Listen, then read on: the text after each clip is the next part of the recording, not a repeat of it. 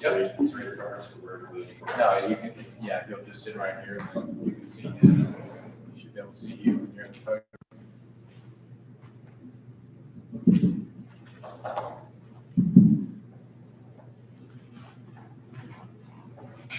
right. sorry. Is it my turn?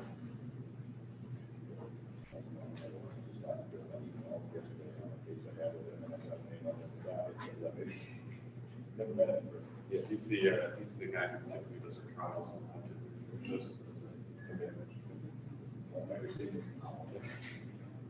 Probably.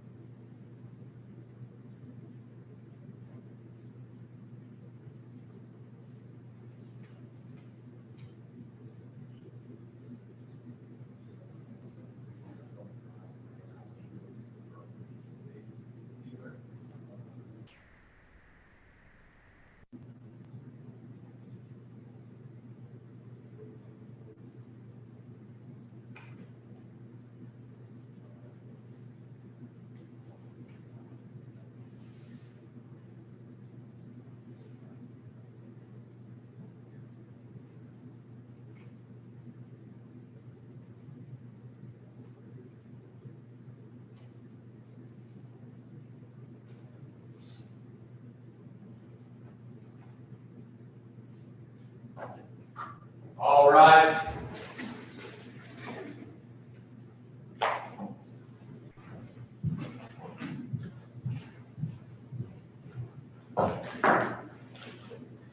The Court of Appeal in the 46th District of the State of Florida is now in session. The Honorable Judge presiding.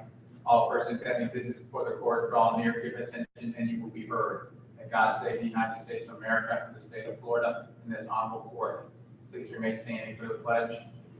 I pledge allegiance to the flag of the United States of America and to the republic for which it stands, one nation, under God, indivisible, with liberty and justice for all. Good to see you. Good morning, everyone.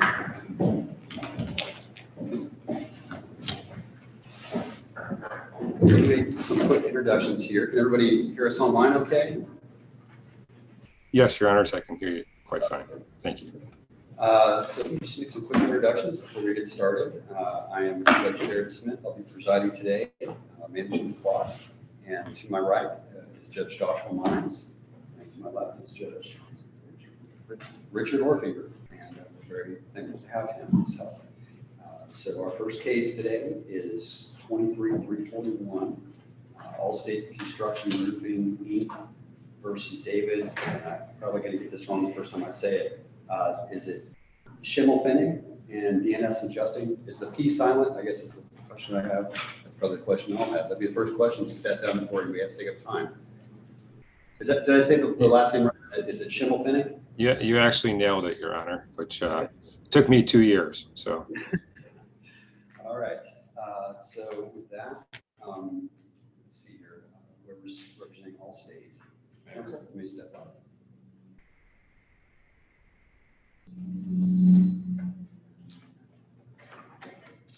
Good morning. All right, good morning, counsel. And before you get started, counsel, if you would mind telling us how much you want to reserve for your rebuttal. 5 minutes. Okay, perfect. Everyone ready? Okay, we'll go ahead. All right, may it please the court, my name is Jonathan Wire. I am the counsel here on behalf of the appellant in this case, Allstate Construction Roofing Incorporated. I'm going to be referring to my client as Allstate throughout the presentation I'm giving here today. I'm going to be referring to the plaintiff's appellees just as appellees because I too have difficulty pronouncing the name of the one of the appellee here. This is an appeal that occurred after a jury trial. There were a number of objections to issues that were raised at trial, both on evidentiary grounds and on argumentation that we raised in the brief. We're asking that this court reverse the final judgment below that was entered as a result of that verdict and enter judgment in Allstate's favor because we believe that at least 2 of the major categories of issues that we've raised on appeal require reversal as a matter of law and entry of judgment in Allstate's favor. Alternatively, we believe that both of those grounds, in addition to some of the other grounds that we raised towards the end of our brief, warrant vacating this judgment and ordering a new trial. Before I begin with those arguments, though, would the court like me to give a brief recitation of the facts? Well, let me do this, counsel. We have been discussing this case, and I know there's a lot of ground to cover on this, so I may just jump right in with the question, and I suspect my colleagues would do the same. One question I have is there's an assertion that you've made in your appellate brief that there was a lack of sufficient evidence in relation to the damages. And my reading of your argument is that because the plaintiff did not have the specific costs, actual costs for every roofing job, therefore we don't know what the net profits were. And my question to you is, in reading through the transcripts, it appears that he states, and this jury gets to accept this or not, that the $650 per square is what he calls the maximum price per square. Is there any case that says that a party opponent admission cannot be used as evidence to establish damages? Okay, so my response to that question is severalfold because there's a few different layers here. To address specifically whether this is an admission, I don't think on this record we can call this an admission of any kind, and the reason for that is because the plaintiff himself testified that he was not sure as to what this was. I'd like to direct the court to the fact that on page 260 of this transcript, of the trial transcript, Mr. Schimmelpfennig testified that this $650 per square was a minimum cost per square. Later on in testimony and in closing argument, his counsel said that this was a maximum cost. On cross-examination at page 400, 399 to 401 is where this sequence occurs. Mr. Schimmelpfennig testified that it's an average cost. He also testified that this was a estimated cost for when folks in the field are estimating the total cost of a roof in order to provide a contract or to actually seal the deal with the homeowners. It's not even $650 is not the actual cost. He admits later on in cross-examination, if I can, I'll just read to the court what he says. For any of the jobs, I'm reading on page 399, starting at line 21, For any of the jobs for which you're seeking a commission on, do you know what the actual job costs are? On some of them, yes. Which ones? I'd have to look that up. How would you look that up? On my documents? What documents? From the AccuLink system. Okay, is there anything here that you could look up and tell me what the job costs were? Here with me? No. Moving on down. If I go through the entire list, this is the attorney asking the questions about the 22 jobs. Is the answer going to be no as to the actual costs after these jobs are already completed? The answer, yes. And then further down, without knowing those actual costs, you have no idea what the net profit on a particular job is, do you? Answer, not the exact dollar amount, no. I can be within a few percentages from looking at it. So again, I think it is I don't think that we can call this an admission. Even if you were to presuppose that my client, and there was no testimony on this record or evidence of this, that my client said that the job cost would be around $650 per square. We have the testimony of the plaintiff himself saying, Counsel, if there's testimony pointing in different directions, that doesn't mean there's not enough to create a jury question. It means there is a jury question. It doesn't sound like you're saying it's not an admission. It sounds to me like you're saying it wasn't specific enough.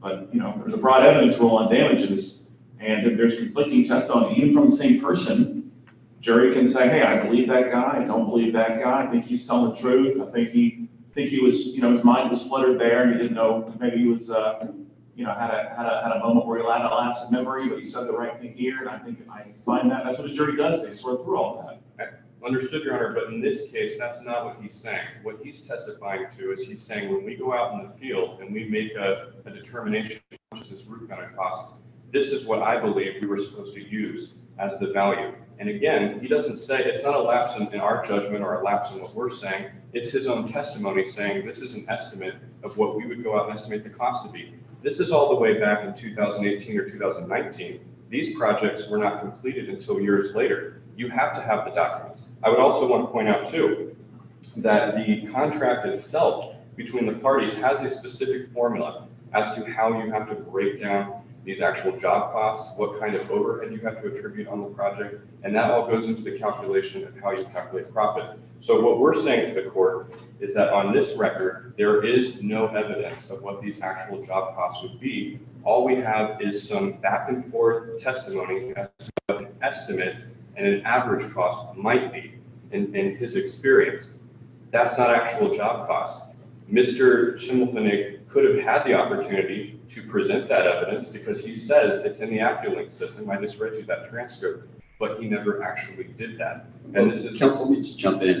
And I don't know that I disagree with my colleague on this, that if you've got conflicting evidence, if you've got a witness saying left and then later right, then when you appeal it, that you get to choose the left answer rather than the right answer. We clearly, we go by the record. We're stuck with the paper.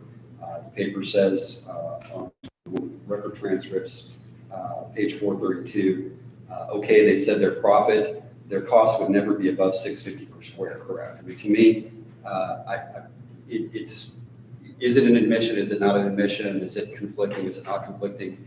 My question to you is, did you do anything in the trial to show that this was not an accurate statement? Did you present any evidence to say, well, here's one job that clearly shows this is not right. Here's a job that costs $1,000 per square. Was there any evidence like that in the trial? So, Your Honor, respectfully, this was an argument that was also being made constantly by appellees counsel that, well, we're claiming it's this, and they're not coming out here and trotting out a bunch of evidence to disprove us, therefore it has to be this. And that's an argument from silence. It was not. It's not an argument from silence, counsel. It's an argument from admission against interest. That's in the evidence code. It's an exception to hearsay. It's evidence. But again, this is not an admission. I just read you the transcript. Well, you read me part of the transcript, and I think Judge Smith just read you part where he said, this is the maximum. And at least one place, he said, this is the maximum. Now, in other places, maybe he said things that confused it more. When you have testimony that is unclear, multiple pieces of testimony, the jury sorts through those. We just say, is there something the jury could have locked onto you? Is there something they could have said? Is there something they could have accepted?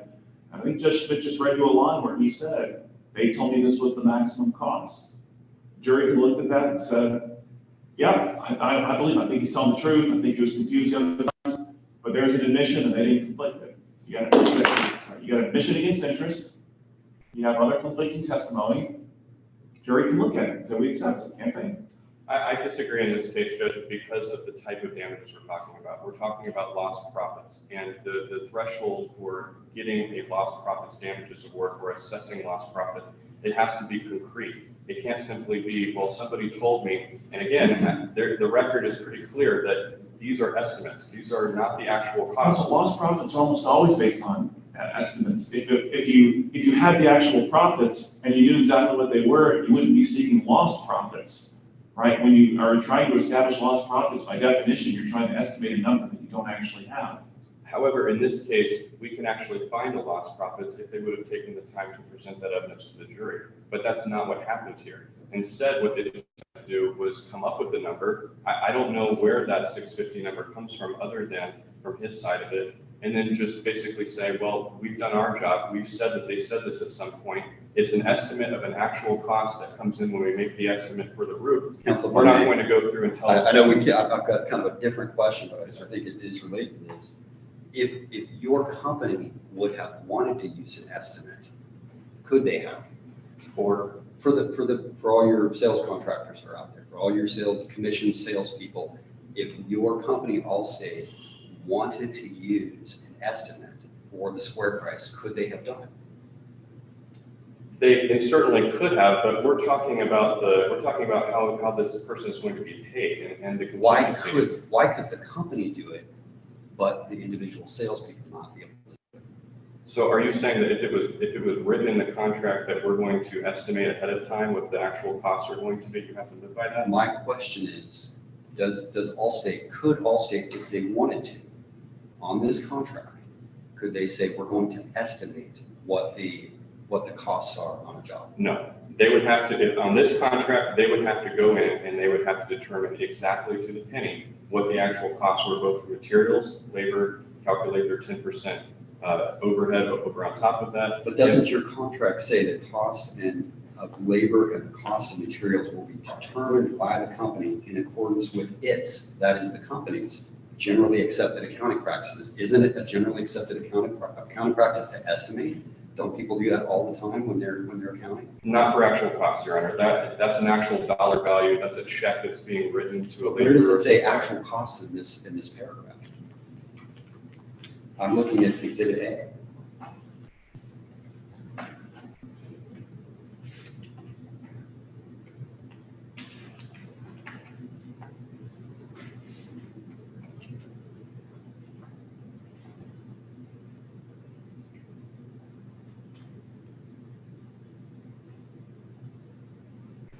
Yeah, I apologize, Your Honor. I misspoke if I said actual cost being in the contract. It does say cost. However, I think if you read the paragraph, it's clear that it's not talking about an estimate of the cost. Counsel, let me ask you. Yes, sir. Switch gears a minute. I want to talk about what the contract requires Mr. Schimelton and Finnick to do. And it seems like there were 3 phases of this work: sign the agreement, turn in the job, build and production, and collect. Correct. I want to take those in reverse order. Okay. Was there any evidence introduced at trial by either side that he did anything to collect, with the exception of the 3 homes that apparently weren't in dispute? With regard to the other, I don't know, 20 or so, whatever it was there any evidence on either side that he did anything to collect the payments? The evidence was uniformly and without any conflict that he did not. In fact, was there any evidence that he participated in the build or production side of things? the evidence was he did not.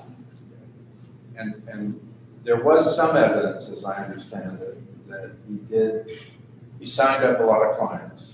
Correct. Is it your contention that when you use the term turn in job,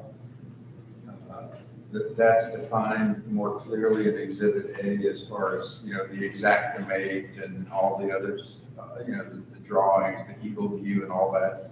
That's what turn in job is? That's correct, Your Honor. It's both Exhibit A. There's also testimony both by Mr. Schimmelpfennig and also our clients as to additional items on a check have to go into completing your turn-in phase. But do you agree that the checklist isn't part of the contract? If we just focus right on the contract, and that's what I'm focused on, is what does the contract require? Yes. Is it your contention that Exhibit A defines what turn in the job means? He's got to do these 4 or 5 things. Yes, it certainly gives a non-exclusive list of everything. So, but for instance, What effect does it have if he's about to walk into the front door of Allstate with the exactimate in his hand and all of the other things that would encompass the turn-in under Exhibit A, and your guy walks out and says, "You're fired"? I mean, clearly you have a right to fire him right on the spot. But does that failure, I mean, if that were to happen, he was prepared to do it, the jury found that he substantially complied with the contract. Is that enough to demonstrate at least that he complied with that first phase, that one that would entitle him to at least a third? So, Your Honor, I think the testimony at trial was that he did not complete most of the items that are actually on this contract, including the exactament, the Eagle View, work orders, insurance paperwork. His testimony was primarily that he signed up the homeowners, and he felt that that was all that was substantially required. There was an additional checklist of items that he said that Allstate was pushing on him that they had to do. But the testimony itself, and this is from his deposition and also at trial as well, reading page 441, for instance, the trial transcript goes through it, was that he did not complete even what was on this contract document. What the jury ended up doing was, this is part of our issues on appeal, was that this contract was not construed for the jury as far as what are the requirements of the contract. The jury was just permitted to decide what the requirements would return in. And they said, well, we think that what you testified to is substantially compliant. Did you ask for a jury instruction on that? We did, Your Honor. Yes, but that's not an issue on appeal, is it? It is, Your Honor. That's one of the issues that we raised in our brief. I believe it's in section 2C. I'm not mistaken. Counsel, kind of following up on that, you have to, Just, so you are into your rebuttal time for this. I'm happy to answer your question, and I'll wrap it up. yeah. So you have the duties set forth, and I think it's paragraph 5 of the contract, and it says sales and marketing services. Then you go to Exhibit A, and it doesn't say additional duties, it says compensation schedule. The word schedule to me seems to me, when you're going to get paid. Okay? Then you go down to the part you all focused on a lot, it says duties included but not limited to, all right? And then it says selling, building, and collecting. And then it gives 3 items: signed agreement / turn-in, build / production, and collect. And it says, since all tasks are weighed equally at 1/3, failure to perform any of these tasks may, not shall, but may result in a reduction of applicable commission for the amount of 33% per item. What do we do with that when the only actual kind of service listed was sales and marketing?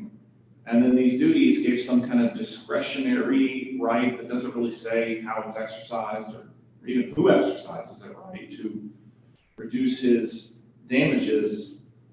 And then you go to the verdict form, and the jury, there are specific findings on each of those 3 things. So for each of the jobs, the jury found that he did the signed agreement, he did the bill production, he did collect the verdict. The verdict form, to me, an interesting word is earned, right? It didn't say did he complete these things, it said did he earn the commission, right? Which kind of tells the jury may have been looking at this and it may have been looking at the breach of good faith and fair dealing, and all these things came together, and they just said, we think you earned this. Yeah, I think that there's several things here, and I don't want to go over too much on this, but the issue here, though, is that if there is such a thing as a discretionary act, it's only one way. And what I mean by that is that if while the person is employed, if they fail to perform certain of these things, we may elect not to pay you for what you. That's not what it says. It does not say we get to choose, or we at our sole discretion. Yeah. It says failure to perform any of these tasks may. It doesn't say who decides, it doesn't say your client gets to decide. Understood, but it would be my company paying. And it'd be him demanding.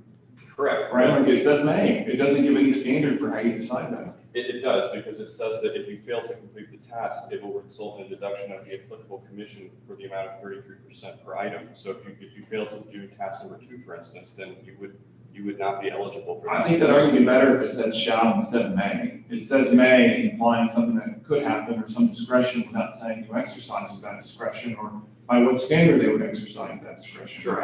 And if the jury finds, hey, there was discretion here and it was exercised in bad faith, that's breached the good faith and fair dealing. But that's not what was found, and that wasn't the issue of discretion that was being argued, if at all. In fact, I don't believe that the issue of discretion was ever brought up as being an issue for this contract. I think that the whole argument that the appellees made was that they fully performed, or at least they substantially earned what they were entitled to, which was the entire amount of the profit.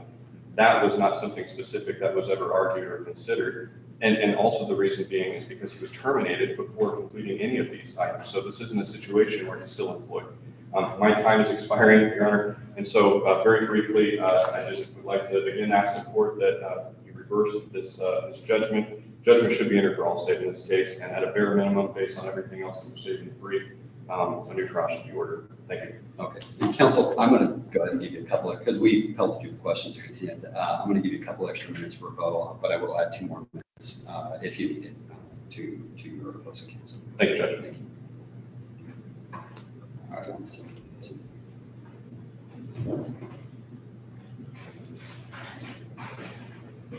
Okay, counsel, you may begin. Yes, good morning again, Your Honors, and may it please the court. David Fraser for the appellee.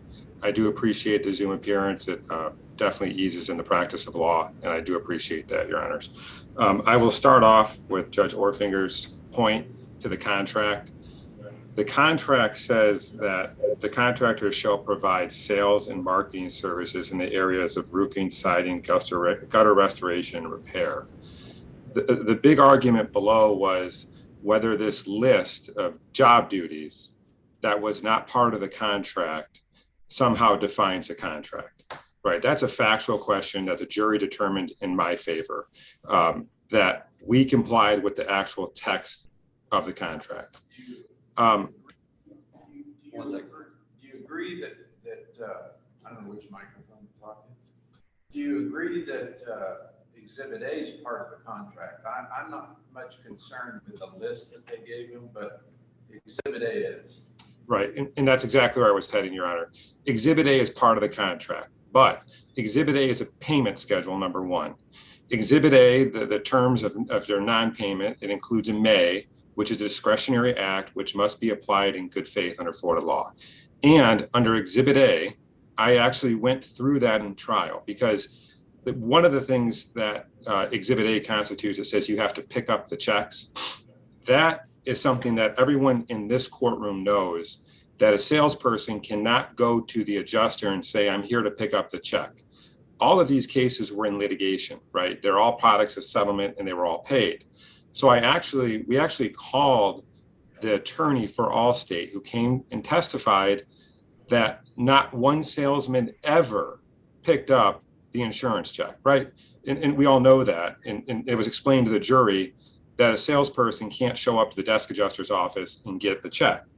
So they're saying, according to Allstate, they're not paying him for something that they couldn't do. And also, we also had testimony, we put in the message from Allstate representatives that said, under no circumstances, and it was no, and I mean no, this is record 1996 through 1997. I do not know how to say this any clearer than we already have. Under no circumstances, and I mean no capital letters, are you supposed to send any information to the insurance company? Do not send or work with any desk adjusters. Again, how is my client supposed to go pick up a check when they're clearly telling him not to contact them? So again, I go back, this is a payment schedule. I go back to the contract language. The jury found my contract, my client performed those things. We also talked about build and production. In the record, they actually have a production manager, and I just wrote that on page 504 of the trial transcript. The production manager manages the bill. I walk them through, does he have the ability to? So looking at this Exhibit A, which is really, it's the part of the contract I am having the hardest time navigating. Second page, it says a sales representative, kind of broken English, it just says number 1, 2, 3. Representative what? Sales representative : 1, sign agreement / turn a job. 2, build production. 3, collect.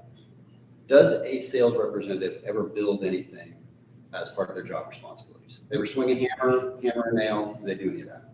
No, never. But Do they produce anything? Do they produce any shingles? Do they produce any product?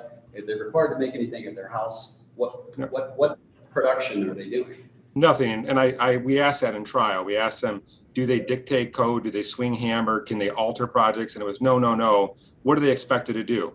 Well, they're just supposed to be there in case someone needs to change a tile color or something. So it was the definition of a ministerial or perfunctory task that, again, if we're operating in good faith, we don't hold back someone's payment for not doing something they never had an obligation to do, right? They were never supposed to swing a hammer. The build production wasn't telling the salesperson to get on the roof and start tearing off tiles and putting new tiles on.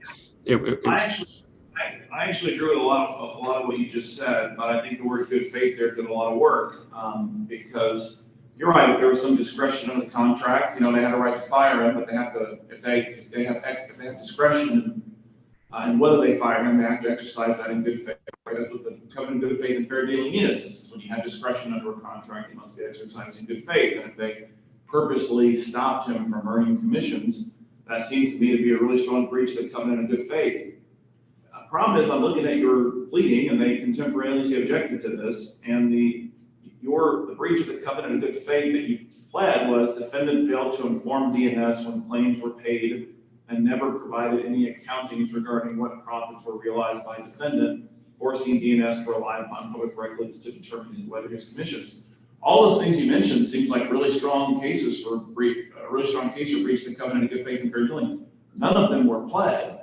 And it seems like the argument made below was, when they brought that up, was, well, we incorporated all of our prior allegations.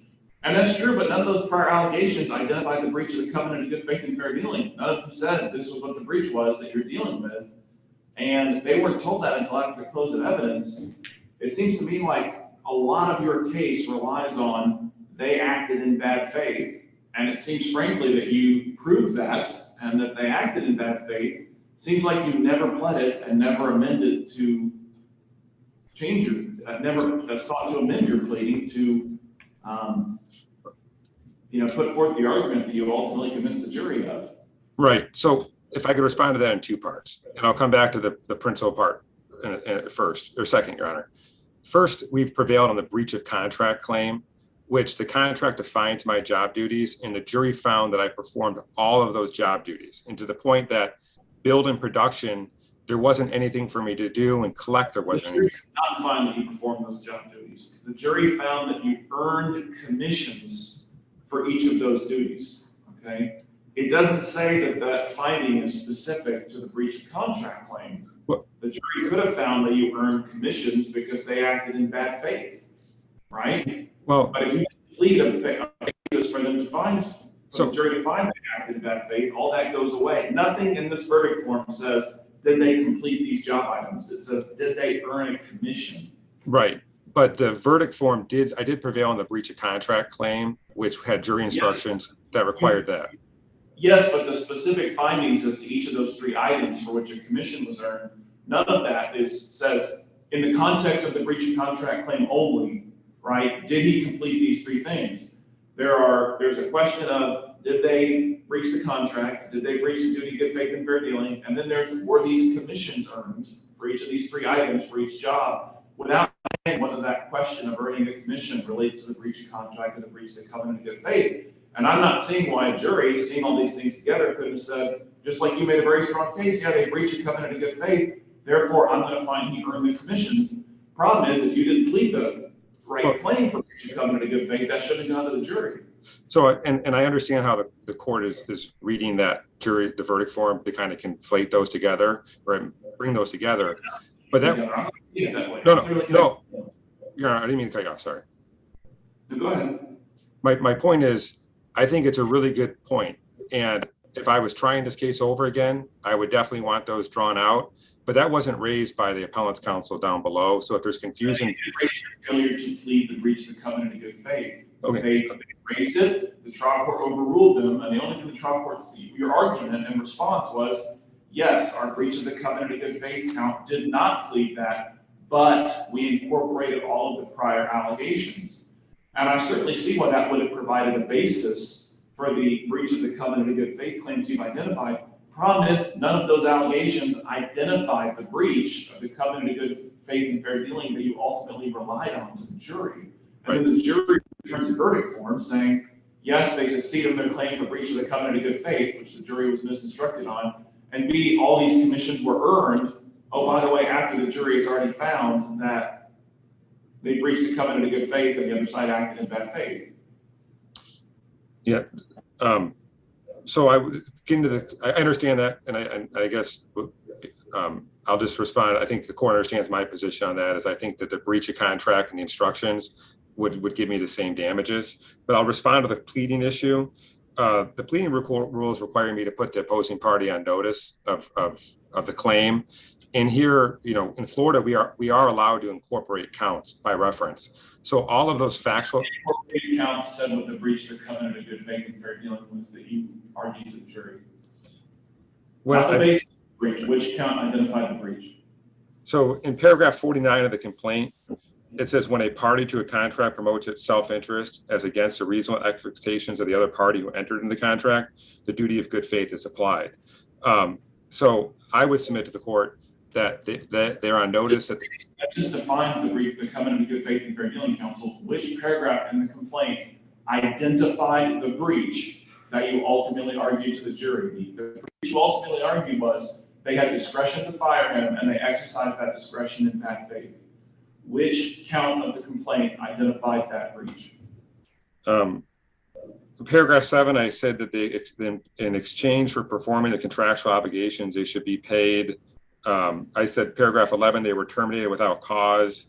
They should be entitled to be paid for, they were earned prior to termination despite not fully completed when the employer prevented him from completing the project, paragraph 14. So they prevented him from completing those items. So I would submit to the court that we did put them on notice of that. And do any of those paragraphs say this is our breach of the covenant of good faith and fair dealing? Well, I'll pull up the complaint, and I believe they're titled breach of good faith and fair dealing. So those, they're the count 3 and count 4 are breach of the implied covenant of good faith and fair dealing. And I say, the Florida law recognizes it. The covenant is intended to protect the reasonable expectations of the parties.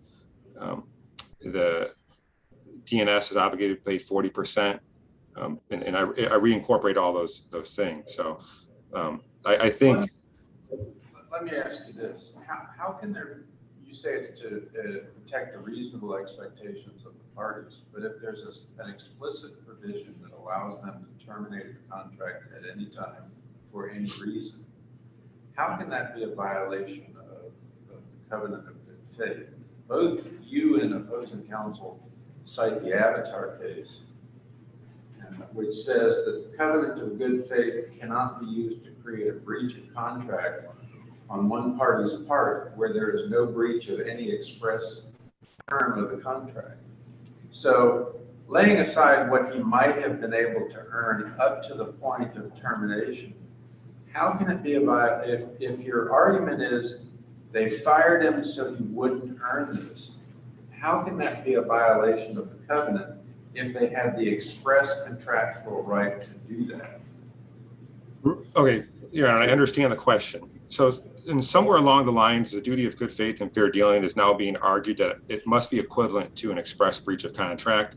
The duty of good faith and fair dealing is to require people who can do a discretionary act to do it in good faith. Like your Honor's example earlier, if he shows up, he walks in with all his paperwork into his employer and they say you're fired, you don't get any money. The duty of good faith requires them to come in and to exercise its discretion in good faith. Here, the testimony was that my client performed all the acts he could possibly do. He couldn't. hold on. Doesn't the Avatar case say just the opposite? That if the employee, in this case, if DNS had the absolute contractual right to fire him at any time for any reason, how can that be a violation of the covenant of good faith for them to simply exercise an express contractual right? Well, I think there's a difference between allowing somebody to continue to work versus this case, paying somebody for work that was already done. Our argument that was that the work was already done. And there's simply these things that he wasn't going to do that triggered his payment, like collecting the check, which the attorney did. So Is it your contention then that he fully performed, at the point that he was terminated, he had fully performed his obligations under the contract? Yes, all material obligations under the contract, he fully performed them. Okay. And that was testimony in the record, and I asked him that, that he performed everything he was supposed to do. The appellant, and really my argument is one that's in the alternative. So if I were to lose that argument and the appellant prevails saying, look, he didn't perform everything, which is a factual question that jury found that, that was in the breach definition, that if we material perform, did we perform everything we were supposed to do and did they not? So, counsel, I think you answered. I think you answered his question, and I just want to jump in real quick. And this is probably something I'll ask both of you since we've got a couple extra minutes with your opposing counsel. As I read the body of the main portion of the contract, minus these two exhibits that both have the title compensation schedule, which I'll talk about that in a second. As I read the main body of the contract, all 21 sections, the only section that I see that defines what the contractor is supposed to do is section 5. And the only sentence I see in section 5 that defines what a contractor is supposed to do, and I'll qualify this a little bit, is the first sentence, which says, contractors shall provide sales and marketing services in the areas of roof siding and gutter restoration and repair. Now, there's another sentence in paragraph 5 that talks about permits required, but that is very nondescript. There's really nothing else that explains, as we've already discussed, the work is actually done by all states. So I don't know anything about the pulling of permits, and that really hasn't been discussed much. But let's just say the first sentence there, sales and marketing services. That's what a contractor is supposed to provide under this contract. Is there any other section under the contract, the main body of the contract, that describes the services the contractor must provide other than sales and marketing? Not that I'm aware of, Your Honor. Okay, so Counsel, let me just jump in. What is the impact in the third whereas clause on the first page? Doesn't that help explain paragraph 5? Company and contractor desire to enter into this agreement in order to provide construction estimates by contract.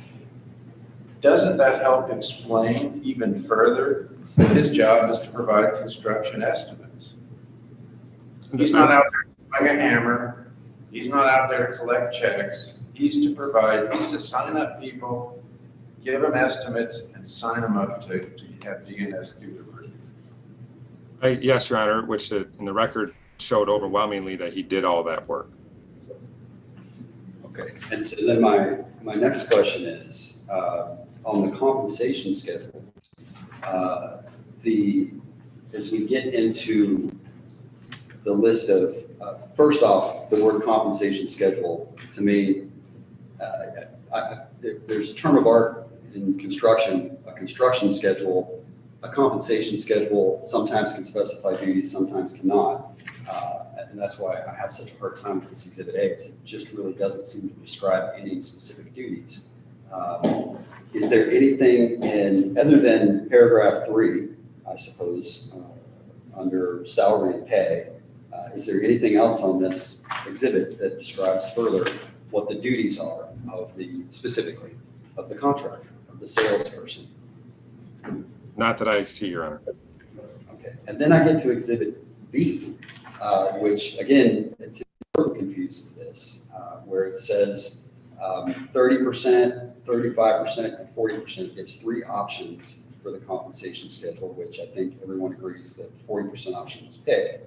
And the only difference I can see between the 30% and the 40% is one says full company support program, and the other one says contractor conducts all aspects required. But what's the difference? What's your understanding of the full company support program? Is that? I don't really know if I have an understanding of that, Your Honor. I think the contract was a bit ambiguous, as which it was a question for the jury to decide. And then I look at the 35% section, and the 35% section doesn't mention either full company support or that the contractor does everything. It just lists the same items that have been listed under the 30% option.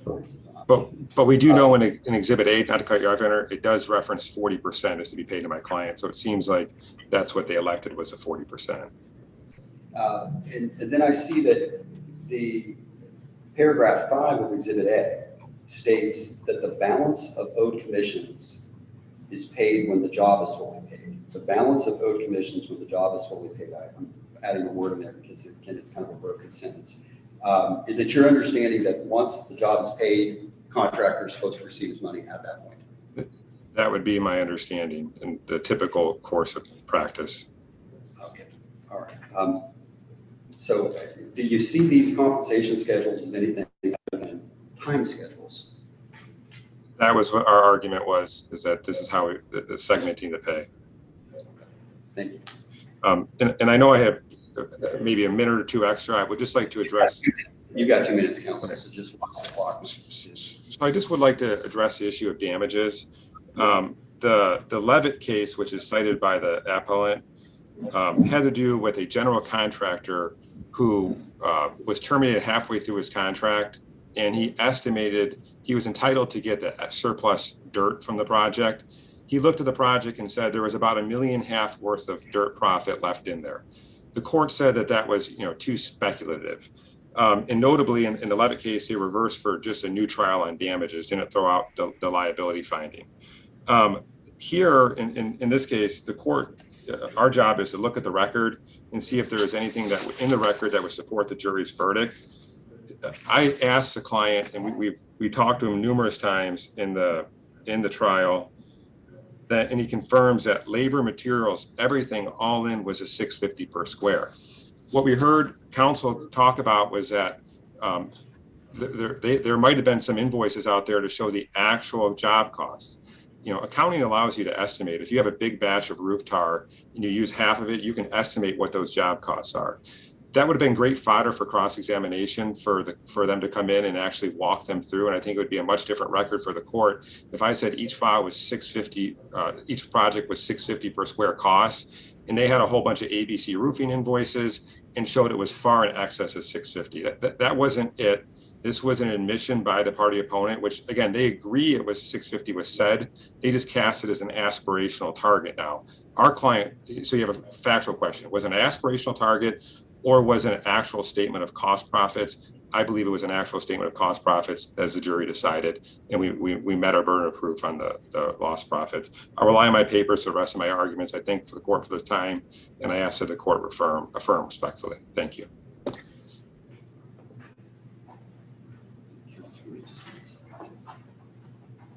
Counsel, like as a prompt, I'm gonna give you a couple extra minutes because I know we asked a lot of questions. Sure. Okay, thank you. Counsel, do you agree with the legal assertion that an ambiguous contract, assuming it's ambiguous, creates a jury question as meaning? It could, Your Honor, if a legal determination is made that the contract is ambiguous. That is not something that was done. That would be a question of law that the court would have to do. The court would have to come in and say, we can't really figure out what was meant by those material terms. That's not what happened at the record below. Do you think this contract is unambiguous?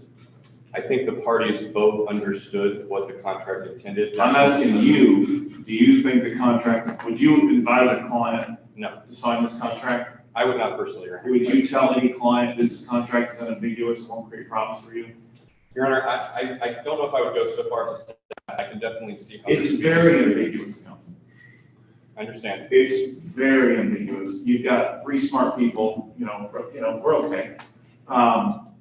None of us can figure out what it means. It's extremely ambiguous. Again, Judge, on the record below, though, we have testimony from the appellee saying that he understood what was meant and he understood what my client meant as to what was required. That is testimony that we've cited in brief. I brought it up here.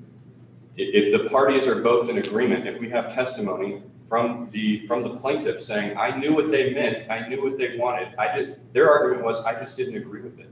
I didn't think that was what I should have to do. But counsel, if you're saying that we think the meaning is clear because of what the parties said, rather than what the contract says, that seems to me to be an admission that it's ambiguous, but the evidence as to the meaning is, well, all the parties agree. That doesn't mean the contract itself is unambiguous. That's something you judge from the face of the document. That means whatever ambiguity was in the contract, we think all the parties agreed on the meaning, but that's precisely what the jury is to decide, did the parties agree on the meaning? Correct, but again, the issue here, though, is that if you're looking at simply the testimony itself, if the testimony on both sides is agreeing, then how can the jury vary against what's in the record? It's not, is there some small scintilla of evidence that would support this? Is the manifest way of the evidence that this is what the requirements were and were they met? On this record, the appellee testified as to what was required and testified that he did not meet those requirements. That is uncontroverted, pages 372, 379, and 826 to 829. And with that, Your Honor, I'm Counsel, clearly out of time. before I let you go, I do have a couple extra questions. Sure. And I want to give you a chance to respond to the general line of questioning I was giving to your opponent. So getting to this page 2 of Exhibit A, and looking at this sentence that Judge Mize was questioning you about as well. The specific sentence there, since all tasks are weighted equally, those are the tasks of sign the agreement, turn to job number 1, build production number 2, and 3 collect. Since all tasks are weighted equally at 1/3 each, failure to perform any of these tasks may result in a deduction of applicable commission for the amount of 33% per item. Failure of who? Excellent point, Your Honor. I would point the court back to the previous page, though, that starts out this whole exchange. If you're thinking of looking at this in terms of it being a continuation on Exhibit A, it says very specifically that the payment to the contractor will be made in accordance with the following breakdown. And then it sets forth the breakdown. We then proceed on to the next page. And it then states that here's how we're going to weigh these tasks in terms of a calculation of the percentages of the profit that you're collecting. And the failure to perform any of those tasks, that word failure to perform obviously implies that these are more than just a time frame that's going to, once this time frame is met. But whose failure? What if the company fails to actually put the roof on? Does that count as a failure? Why would that not count as a failure based on the way this is worded? I think it probably would, because, and they wouldn't realize the profit. I would agree with you, counsel, on this. I think, unfortunately, this is where I'm going. Is failure to collect. What if the company fails to collect? What if they do something to defraud an insurance company and collection cannot occur? That would be a failure. Would you not agree about this? I would agree, but that would also trigger the beginning portion of this document, which is that the payment is due upon collection. There are draws that you can take. And then that gets me to probably to my final question, yes, which is the paragraph 5 on the first page of Exhibit A, which says the balance of owed commissions when the jobs were paid. And my question to you, based on that statement right there, why cannot this court look at this statement and say everything else is a time schedule? Once this job comes in and it gets fully paid, the contractor is entitled to their 40% of the profits. Because when you answer that question, counsel also answered, why couldn't a jury do that with a very ambiguous contract? Because answer my question first, and then you can answer. Yes, sir. Because I believe that the contract itself specifies that there are phases to this, and that is also what the testimony said. And to answer your question, Judge, I think that if the jury were to decide that, it was not presented to the jury as being an issue of ambiguity. Again, that was not something that was defined and put forward to the jury, and the instructions were on the verdict form. Well, ambiguity, it's patent ambiguity. That's a question of law, and this court can determine once it reaches appeal whether there's an ambiguity or not. That's the challenge with, well, the lower court didn't do it. Yeah, sure, they didn't do it, but now it's on appeal. we can look at this de novo, and if there's patent ambiguities, latent ambiguities, we can't resolve those. But certainly, I think we all are telling you we see patent ambiguities. And then just, I guess, a quick follow-up to Judge Mize's question, or his point. When I see a word like failure on Exhibit A, page 2, failure to me is where it applies some sort of intent. It applies some sort of act on the part of a person. That, in essence, if you spilled a cup of water in someone's house, and then you go outside to grab a towel to wipe it up, and they lock you out with a deadbolt, have you failed to clean up that spill? You would say, no, Judge, I didn't fail to clean up. I was prohibited from cleaning up. Somebody locked the door. So my problem with this word failure, in addition to all the other issues, is this failure does not apply once if you lock the door and you lock your contractors out prior to collection, which seems to be the only thing that really kind of controls payment. That's not failure. That's prohibited from. So, response to that? Not according to case law in this state. Kelly v. Gills, for instance, one of the cases that we cited to Judge Orfinger, you referenced some of these cases that refer to terminable at will contracts. The mere breach in terms of there being a termination, if you want to call that a breach, it cannot be the basis for a good faith violation. Yeah, but all those cases hold that if you earn something before the termination, you still get paid for that. So I think that goes to the heart of Judge Smith's question is, did he earn it before the termination, and these follow-up items didn't actually have to be performed in order for him to have earned it prior to the termination, right? That kind of begs, your response kind of begs the question. Well, because, and that's actually my final point here, is that we have two things going on at the same time here. We have one argument that's been raised that is, we did everything that we needed to do, award us money. The other argument is, we didn't do everything, but these people prevented us from doing it, so we should still get compensation. It needs to be one or the other, and the defect in this jury's verdict, one of many, is that they decided both. I'm way over my time. No, they didn't decide both. They decided he earned the commissions. They didn't decide he completed those functions. The jury form doesn't say did he complete those functions. It says did he earn the commission for those functions. You are correct, Your Honor. I apologize. That is true. I guess I should say that they decided both the breach of contract and the breach of the good faith that we were dealing, and the arguments that were made in support were what I just stated. All right, I will go ahead. Thank you, counsel. With that, we held you much longer than you've argued for us. Thank you. Thank you, and I appreciate the court giving me the time.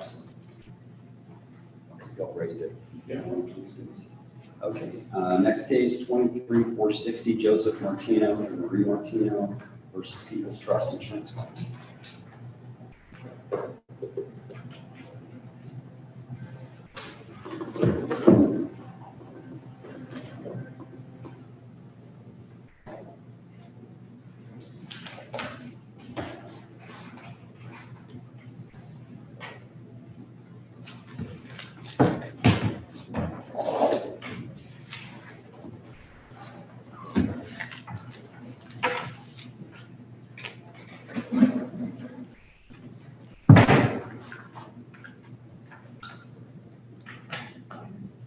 Is it Mr. Trevor?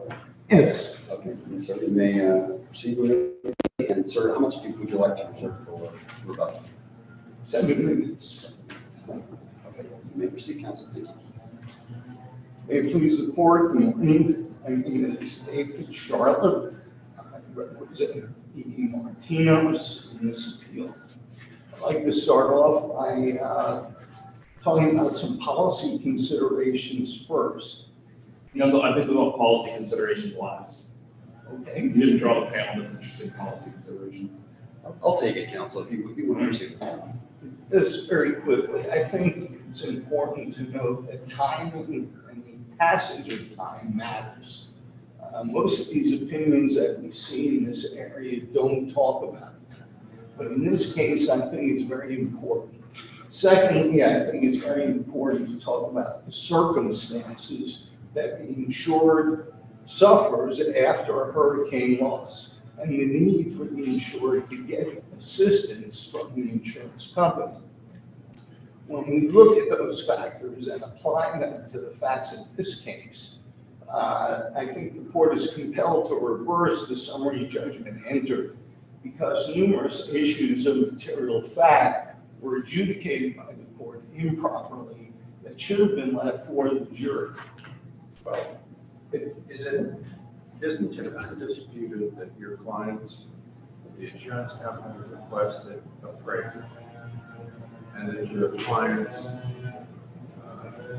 failed, and apparently they said they couldn't afford it, but the reality is they failed to participate in that mandatory alternative dispute resolution technique. Is that not undisputed? The appraisal request was March 30th, 2018, 8 months after the loss. That's acknowledged by the insurance company. And what was your client's response to that? Our client's response was that they had substantially made a number of repairs to the property. They had contracted a public adjuster to do an appraisal. And at that point, the issue was really moot because the insurance company, they had not received the initial letter from the insurance company. They were calling the company, asking for the company to come out and fix the things. I get the idea that the insurance company apparently, I think this is the case where they kept sending it to the wrong email address. Correct. But nonetheless, they were told about it on the phone, and apparently they communicated with counsel, or they communicated with the adjuster who gave that information. They ultimately got all the information, they just didn't get it in the direct form because the insurance company didn't quite seem to shoot the email. The bottom line, though, is the dispute here wasn't over coverage. The dispute was what's the amount of the loss. And so when the insurance company demands the appraisal, what did your clients do? They didn't participate in the appraisal. Correct. They didn't. And isn't that the basis upon which the judge said you didn't comply with the contract? And the insurance company had no further obligation to indemnify.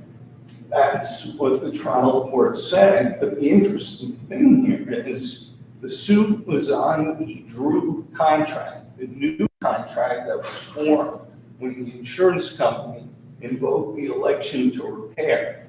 The trial court then said, well, no, you breached the provision of the previous contract. Counsel, there's nothing about a Drew contract. The Drew contract creates a contract for repairs to be conducted, but the repairs still have to exceed the amount of the deductible. And there's no case in the Drew context I'm aware of that says appraisals or alternative dispute resolution processes go away. They said, we think it's below the deductible. For anything we do end up after repairing, we're going to create a Drew contract. But since we don't think there's anything above the deductible, we're not going to pay. Your client sent a sworn notice of loss on March 8th saying, we do think that it's higher, right? The company received it on March 8th. March 30th, less than, about 3 weeks later, they say, all right, we have a disagreement about whether the amount of repairs exceeds the deductible. Let's go through the appraisal process.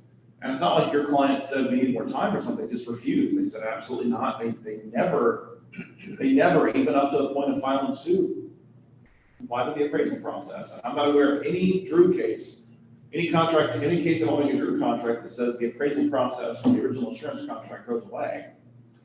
The Ingber case says the cause of action recognized in Drew was a right to recover from an insurer for defective performance of a right to repair contract, a right which is outside the policy of insurance. Yes, but the Drew contract only applies to damages and repairs above the deductible. To determine whether there are any damages above the deductible, you go through the appraisal process. I'm not aware of any case in the state of Florida, if there is one, please give me the site, that says if there's a Drew contract created and there's a dispute about whether the amount of repairs exceeds the deductible, the appraisal process goes away. Is there any case in the state of Florida that's ever held that? Not to my knowledge. So we do the first. Well, we're not asking you to hold that. What we're suggesting here is that due to the passage of time and due to the fact that the initial notice that the insurance company sent by its own mistake was sent to the wrong email address, our clients never got notice of the estimate that was below the deductible. Our client testified that they incurred $4,800 just to replace the water that they had been. Counsel, they didn't never get notice. They eventually got notice. Eventually. And upon getting notice, they provided a sworn notice of loss saying, we think the repairs exceeds deductible. Within 3 weeks, the insurance company said, okay, we've got a dispute, appraisal. Tell us your appraiser and we'll appoint ours and we'll get this going. And your client said, no, I will not appoint an appraiser. I will not comply with the appraisal process, correct? In his deposition, my client testified that they had already spent approximately $20,000 to $25,000 during that time period fixing things. Counsel, let me ask you a question I want to answer. Did your client, or did he not, refuse to comply with the appraisal process? They did not comply, correct? That's undisputed. But the reason they didn't comply was that it's a futile act. Because to comply with the appraisal process and to have the insurance company come in and say, we will make these rapid response repairs 8 months later that had already been in part done was something that didn't make any logical sense. My client testified. That presupposes that the appraisal would have indicated that those repairs were necessary. Here, the basic dispute was not coverage, but what repairs are necessary. They say it's under the deductible, and we say it's over the deductible. And the policy has a specific provision for how to resolve that dispute. Now, if they had resolved it in your favor and said, yeah, the damages are, $50,000, I agree at that point, if your clients, because of their refusal or their erroneous estimate, had put off repairing, and you can't leave a big hole in your roof or whatever the problem was, if they had taken actions to repair it, different story. But we don't even get to that point, it seems to me, if we don't have a method of resolving what are the damages that the insurance company is obligated to pay. If they did it right, if the damages were less than the deductible, they would know your opinion. The question in my mind is, was the insurance company's actions reasonable? Here, they send a letter to the wrong email address.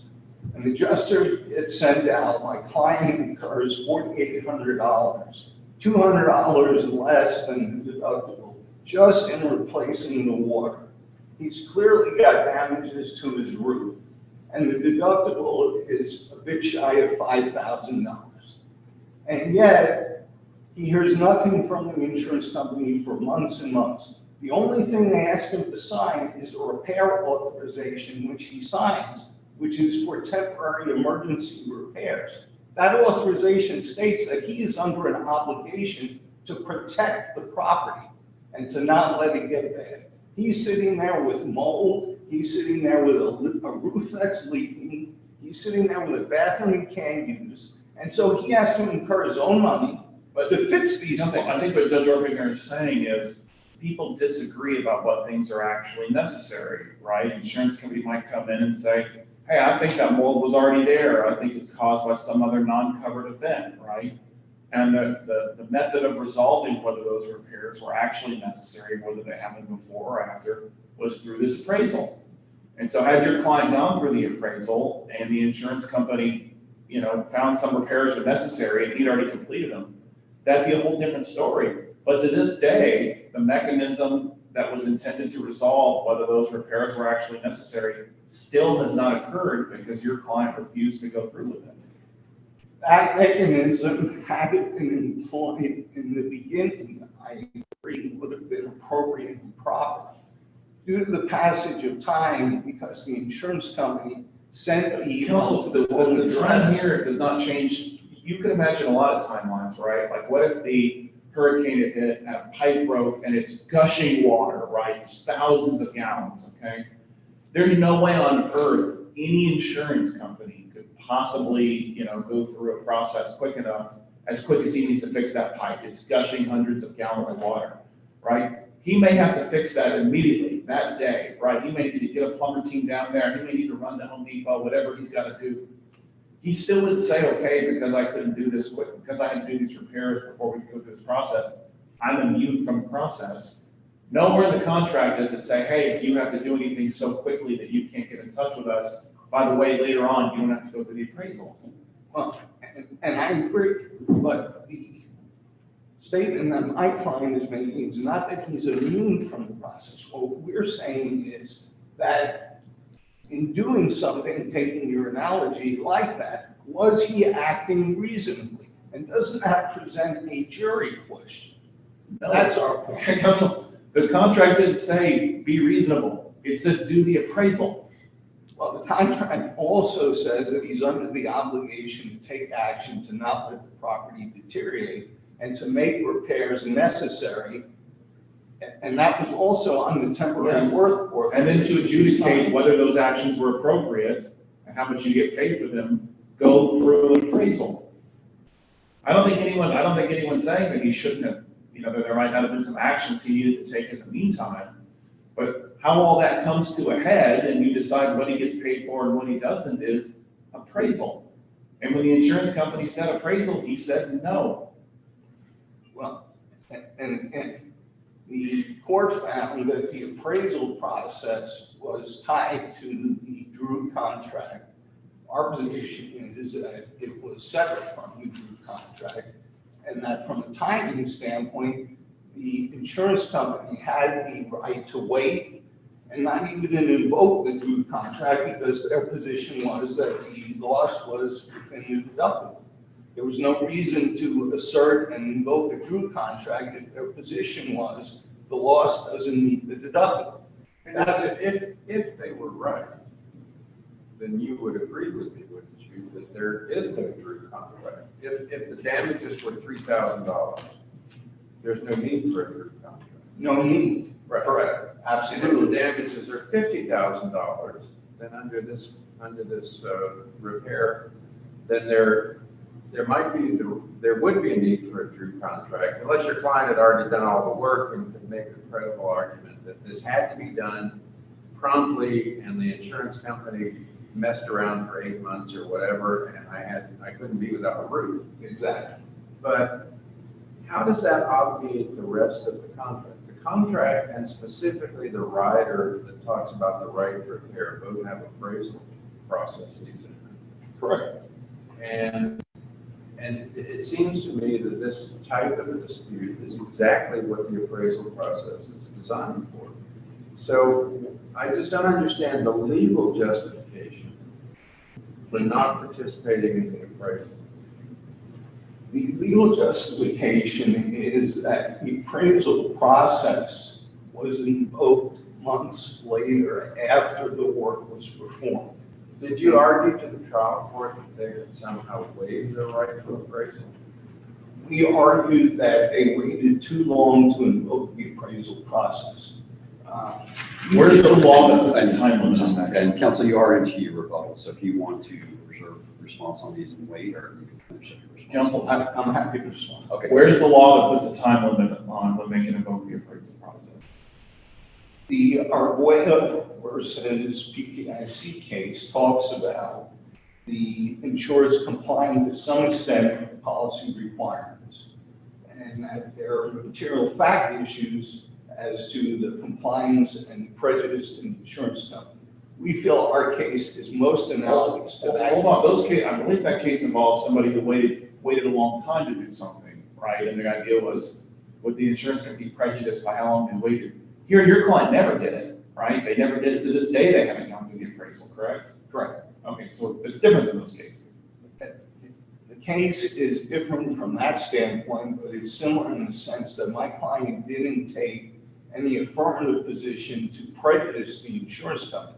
The insurance company has never said, nor has the lower court evaluated, whether the refusal of my client to participate in the appraisal process prejudiced the insurer. Counsel, all the cases dealing with prejudice talk about missing a deadline or waiting too long to do something. None of them talk about completely failure to participate in what is essentially an ADR process. To this day, he has not participated in that process. So I asked you once, and I asked you a question, you answered something other than my questions. I want to ask you a question, I want an answer. Is there a law or a case or something that puts a time limit on when an insurer can invoke an appraisal process? Counsel, did you argue in the lower court that there was no prejudice to the insurance company? Yes. Okay, where in the transcript, where in the record for that? I'd have to pull it from the Okay, well, you'll have a moment. I'll stop time. Thank you.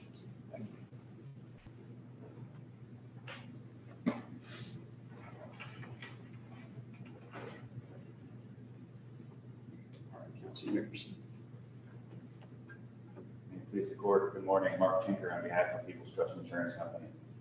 I'd like to, just because you ended there, Judge Smith, I'd like to start with the issue of prejudice. The trial judge actually did address prejudice, and I believe the prejudice is inherent, and what has occurred here is that People's Trust has been deprived of the benefit of its bargain. We have, the cases that have looked at prejudice, and I think I'd like to contrast two of them that we've cited in our briefs that kind of spelled it out for the court. Gonzalez versus People's Trust was an issue where there was a dispute over whether an insured was going to sign a work authorization or not. And I'm sorry, fill out a sworn proof of loss or not.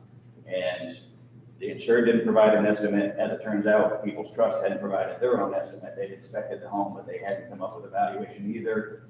There was a dispute over whether the insured therefore prejudiced People's Trust by not signing a sworn proof of loss. And the court said, well, that's a question of fact because it's disputed. Isn't this more analogous to cases involved, saying like the pre-suit mediation process or pre-suit ADR process, right? If there's a mediation provision in a contract and somebody bypasses it and sues, on the other side moves to stay pending mediation, you don't say, well, we were prejudiced by the bypassing of mediation. You say there's a condition precedent to the suit that you were required to fulfill. That was an ADR process called mediation, because this wasn't a situation where there was a delay.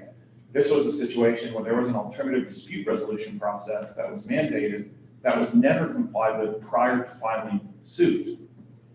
I agree with you, and that's kind of where I was going. I was taking a roundabout way to get there, admittedly. But this is where you get to a situation where it's a yes or no issue. Did they sign or did they agree to go to appraisal or not? There's no evaluation that needs to take place, no weighing of anything. That is the entire process stops right there because they will not go to an appraisal. And that puts it, what the trial judge said when she was looking at it, she says, it doesn't make sense to look at it the way that Martinez's counsel is, because she said, otherwise the right to repair and the discounts that are given because of that would be completely void, would be completely non-effective. So she's saying you got a discount to put this appraisal provision in there, the entire preferred contractor endorsement, including the appraisal that goes along with it.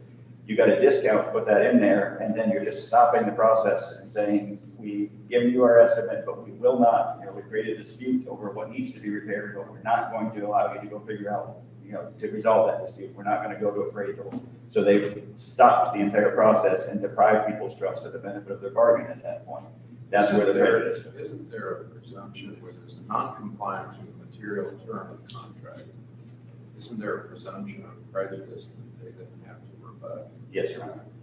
And I believe that's Johnson versus Allstate. I think it's a Supreme Court case. Counsel saying they just like waited a few months. So they just waited 3 months and then said, okay, we'll go to the appraisal process. And your client said, well, it's too late. And then they sued. Then would it be an issue of prejudice because there was some time delay, but ultimately they were willing to comply with the condition precedent? If the insured waited a few months and then. Yeah, so I think out of this, the appraisal process said they had 20 days to appoint an appraiser. And I think that 20 days went by and your client gave them an extension. I think it was 15 or 25 days. Said, no, seriously, appoint the appraiser. And they said no. What if they just waited another 30 days and said, I changed my mind, I'll do the appraisal, right? And your client said, too late, right? You had your chance. Then would it be an issue of prejudice, the fact that there was some time but they ultimately complied with the condition precedent as opposed to here where there was just a refusal to comply with the condition precedent before filing suit? I believe they could attempt to rebut the prejudice by doing that, by saying, yes, we were late, but we can rebut the prejudice by showing that, perhaps the construction costs hadn't changed in the interim. If they wait 5 years and the cost to fix the house now is going to be drastically different than it was 5 years ago because of costs and because the roof has been open perhaps for 5 years or whatever it might be, then, there would be a presumption of prejudice there and they could rebut it by saying, no, it really wouldn't be any different. And, even though we were late, we rebut the presumption. But the presumption would still exist. And in this case, obviously, I think that's a hypothetical exercise because we know we've gotten all the way to this point. The trial judge even commented after granting the summary judgment, she said, "I'm surprised nobody asked me to compel an appraisal." In short, you didn't compel that. Did you have a follow-up? Okay, go ahead. Well, I was gonna say, so in those instances, it's a delay, and so the issue the case law speaks to is, did the delay prejudice the insurer, right? Here, it's not an issue of delay.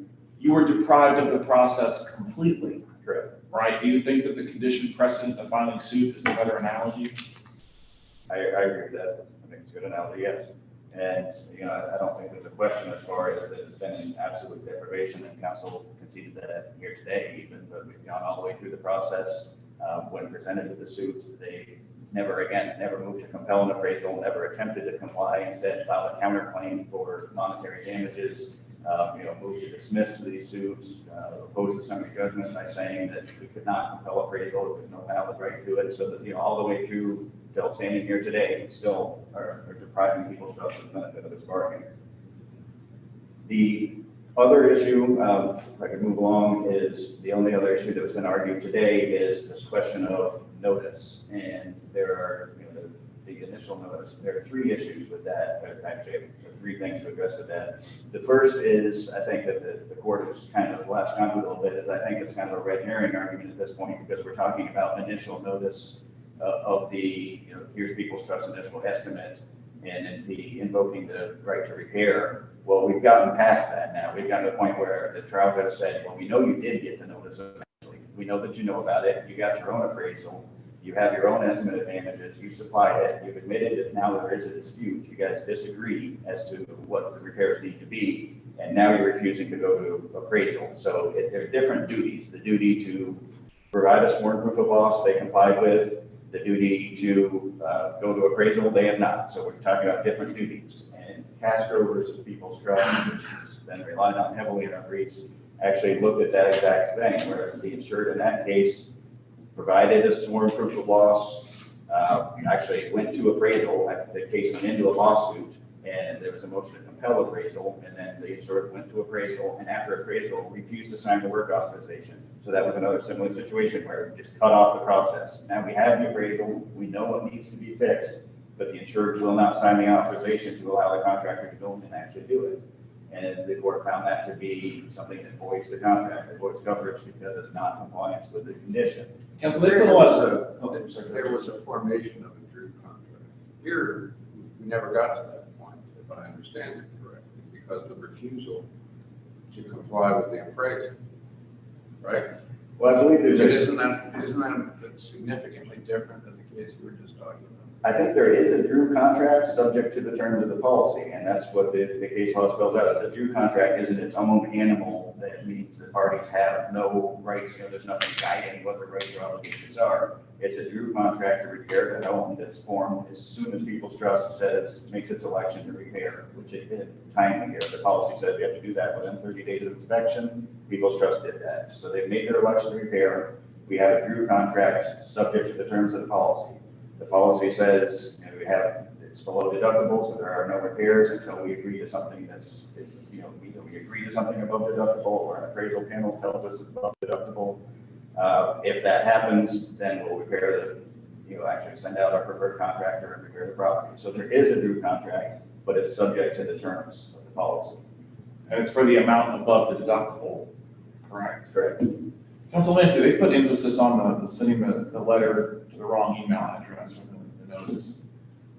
And it does seem like that was a screw up. I'm sure your client didn't, I'm sure they wish they would have sent it to the right email address, right?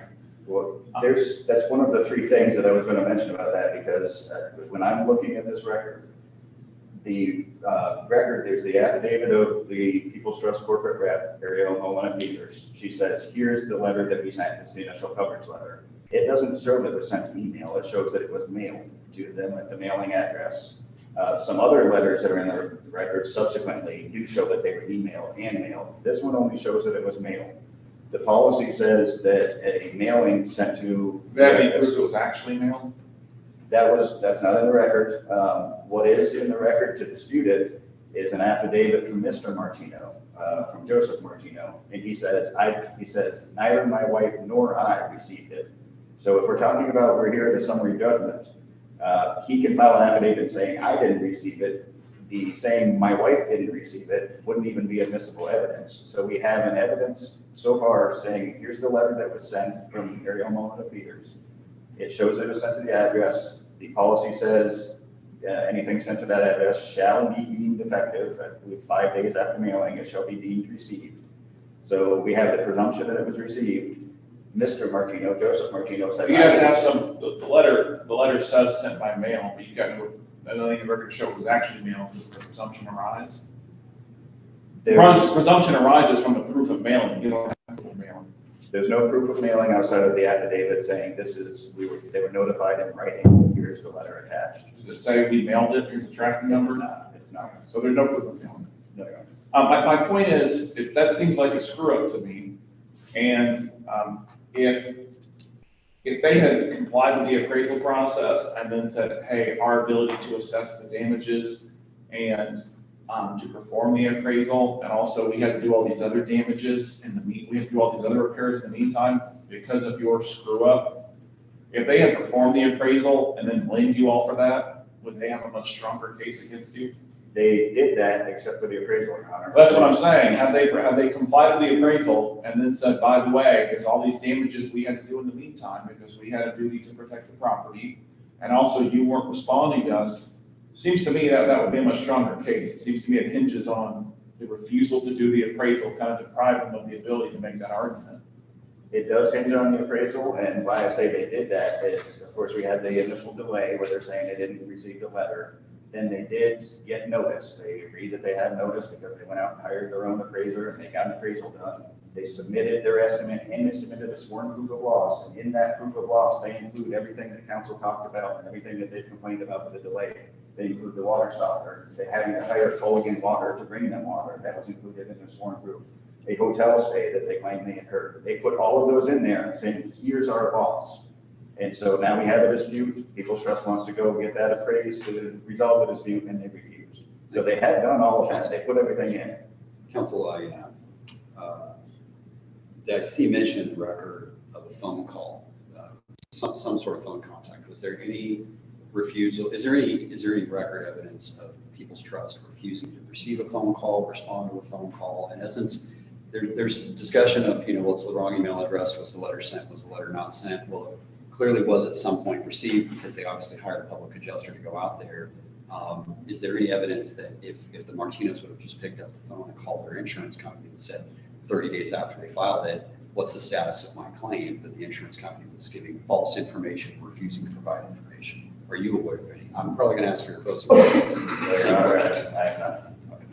And I do want you to respond. I know opposing counsel made a point. He said, your appraisal request came late.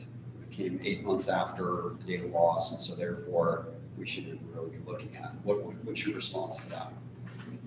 The appraisal paragraph, the appraisal provision in the policy says that once a dispute arises, then either party may demand appraisal.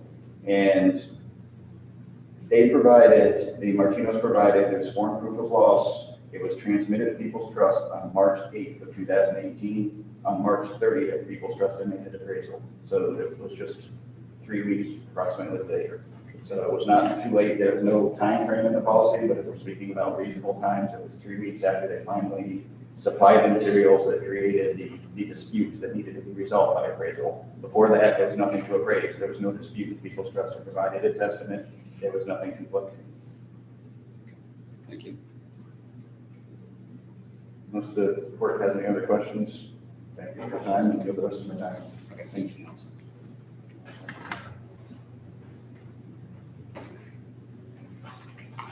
To respond as it relates to the prejudice argument, in record site 481, as part of our response to the summary judgment, raised the Kramer case and talked about the lack of prejudice, or the issue of prejudice being a fact question. And we argued that it needed to be evaluated, and it was a jury question that would prohibit the court from entering summary judgment. The prejudice Just asserting that it's a fact question doesn't necessarily make it so. There has to be some material fact in dispute. So what we know for sure is they demanded appraisal. Your client didn't comply. Under the case law, at least as I understand it, that creates a presumption of prejudice. Now, if your client had come in with some evidence to demonstrate, to try to rebut that presumption, maybe we'd have something that we needed to talk about. But how is there a fact question if your client doesn't argue anything to demonstrate to try to rebut that presumption of prejudice? Well, the Godfrey case talks about the presumption of prejudice not being something that is the burden of the insured when the insured partially complies with his duties under the policy. And so in this case, our insured did everything that he was aware of he was supposed to do. Having not received the letter, he didn't receive any of those instructions. The only thing he did not do was months later, when the request was made for the appraisal, his position was, I got an appraisal from the insurance company, I went and hired a public adjuster. He didn't really understand appraisal, the difference between the appraisal process and getting an appraisal, but the response was, I'm done with appraisals. So in that case, we feel that the burden is on the insurance company to demonstrate. Your position essentially is that the presumption of prejudice did not arise, and so you had no duty to rebut. Correct. And the court didn't address in the summary judgment order. So the other question about and I'm sorry, Judge Smith, you wanted me to comment. Just lost my train of thought. You answered my question. Oh, okay. So our position here is that, as I said, this case is very similar to the Arguello case because our insured complied to some extent with the policy requirements. The policy language itself requires the insurance company to prove that it was prejudice. And that's where the difference between the presumption of prejudice and the obligation of the insurance company to prove prejudice differs.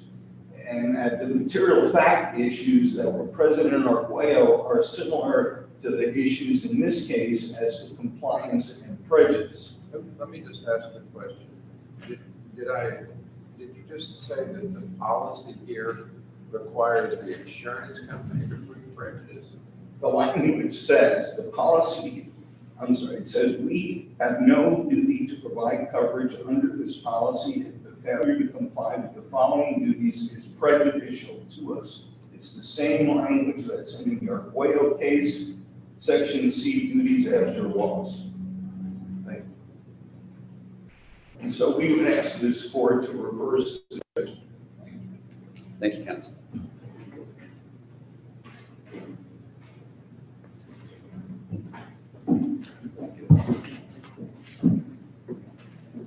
Our next case, case 23-1510, Bryant and Jalen Hunter.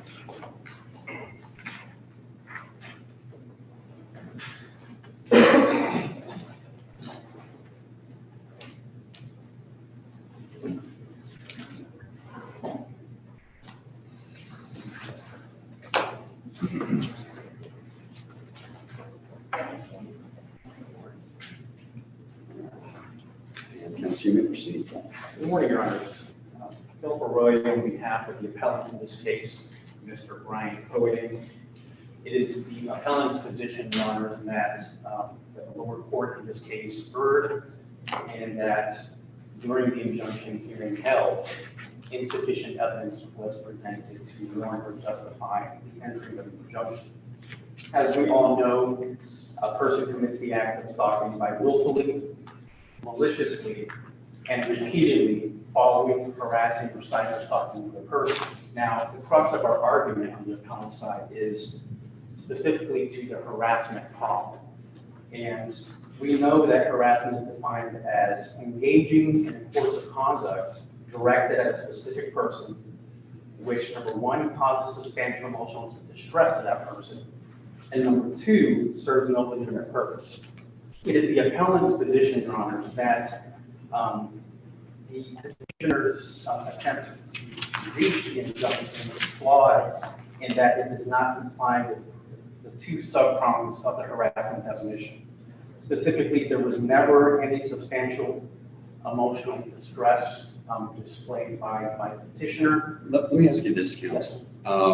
Is it your position that in a stalking injunction setting, that every single act supportive of a stalking injunction, when we're looking at course of conduct, that every action must have the intent and the effect of substantial emotional duress upon the victim? Or is it the entire course of conduct that we look at? What is your position based on your reading of the statute? Our belief is that it's something that the court can consider. However, I mean, from a statutory perspective, I mean, I think this was a big point that I drew from your arguments on appeal, at least, that there's this idea that the lower court needed to make this finding with so if somebody follows you with the car one day, they send you an email another day, they show up at your place of employment another day, that each act has to stand on its own and cause substantial emotional duress, and I apologize, I know I'm misstating the standard, and has to have that malicious intent that's required by the statute. Or do we look at in a stalking setting, and I know this is very specific to a stalking setting, because if we were just talking about repeat violence, you can't have repeat violence without intent. You can't accidentally bump into somebody and say, hey, that's the second time you bumped into me, that's repeat violence. No, it's not. It takes, each one of them has to be an intentional act. But the stalking injunction, do you view that every piece of the course of conduct, and again, I just gave you some hypotheticals, Yes. some of which intersect in your case, some Yes. don't, but following somebody in the car, sending them an email one day, showing up at their employment the next day, do we as a court, and I'm talking we trial judge, does the trial judge have to make a finding on each individual act as complying with the mens rea for both the person committing the act as well as the substantial emotional effect on the victim? that's a very good question, Judge. Our answer would be yes. So my question would be, tell me in the statute where you draw that from. Let's look at the actual language of the statute and see. Tell me how you make that argument. And if you have any cases that support Yes. each individual. Well, the statute states that each act of alleged stalking should be. Which section is that, counsel? Give us a section. It's,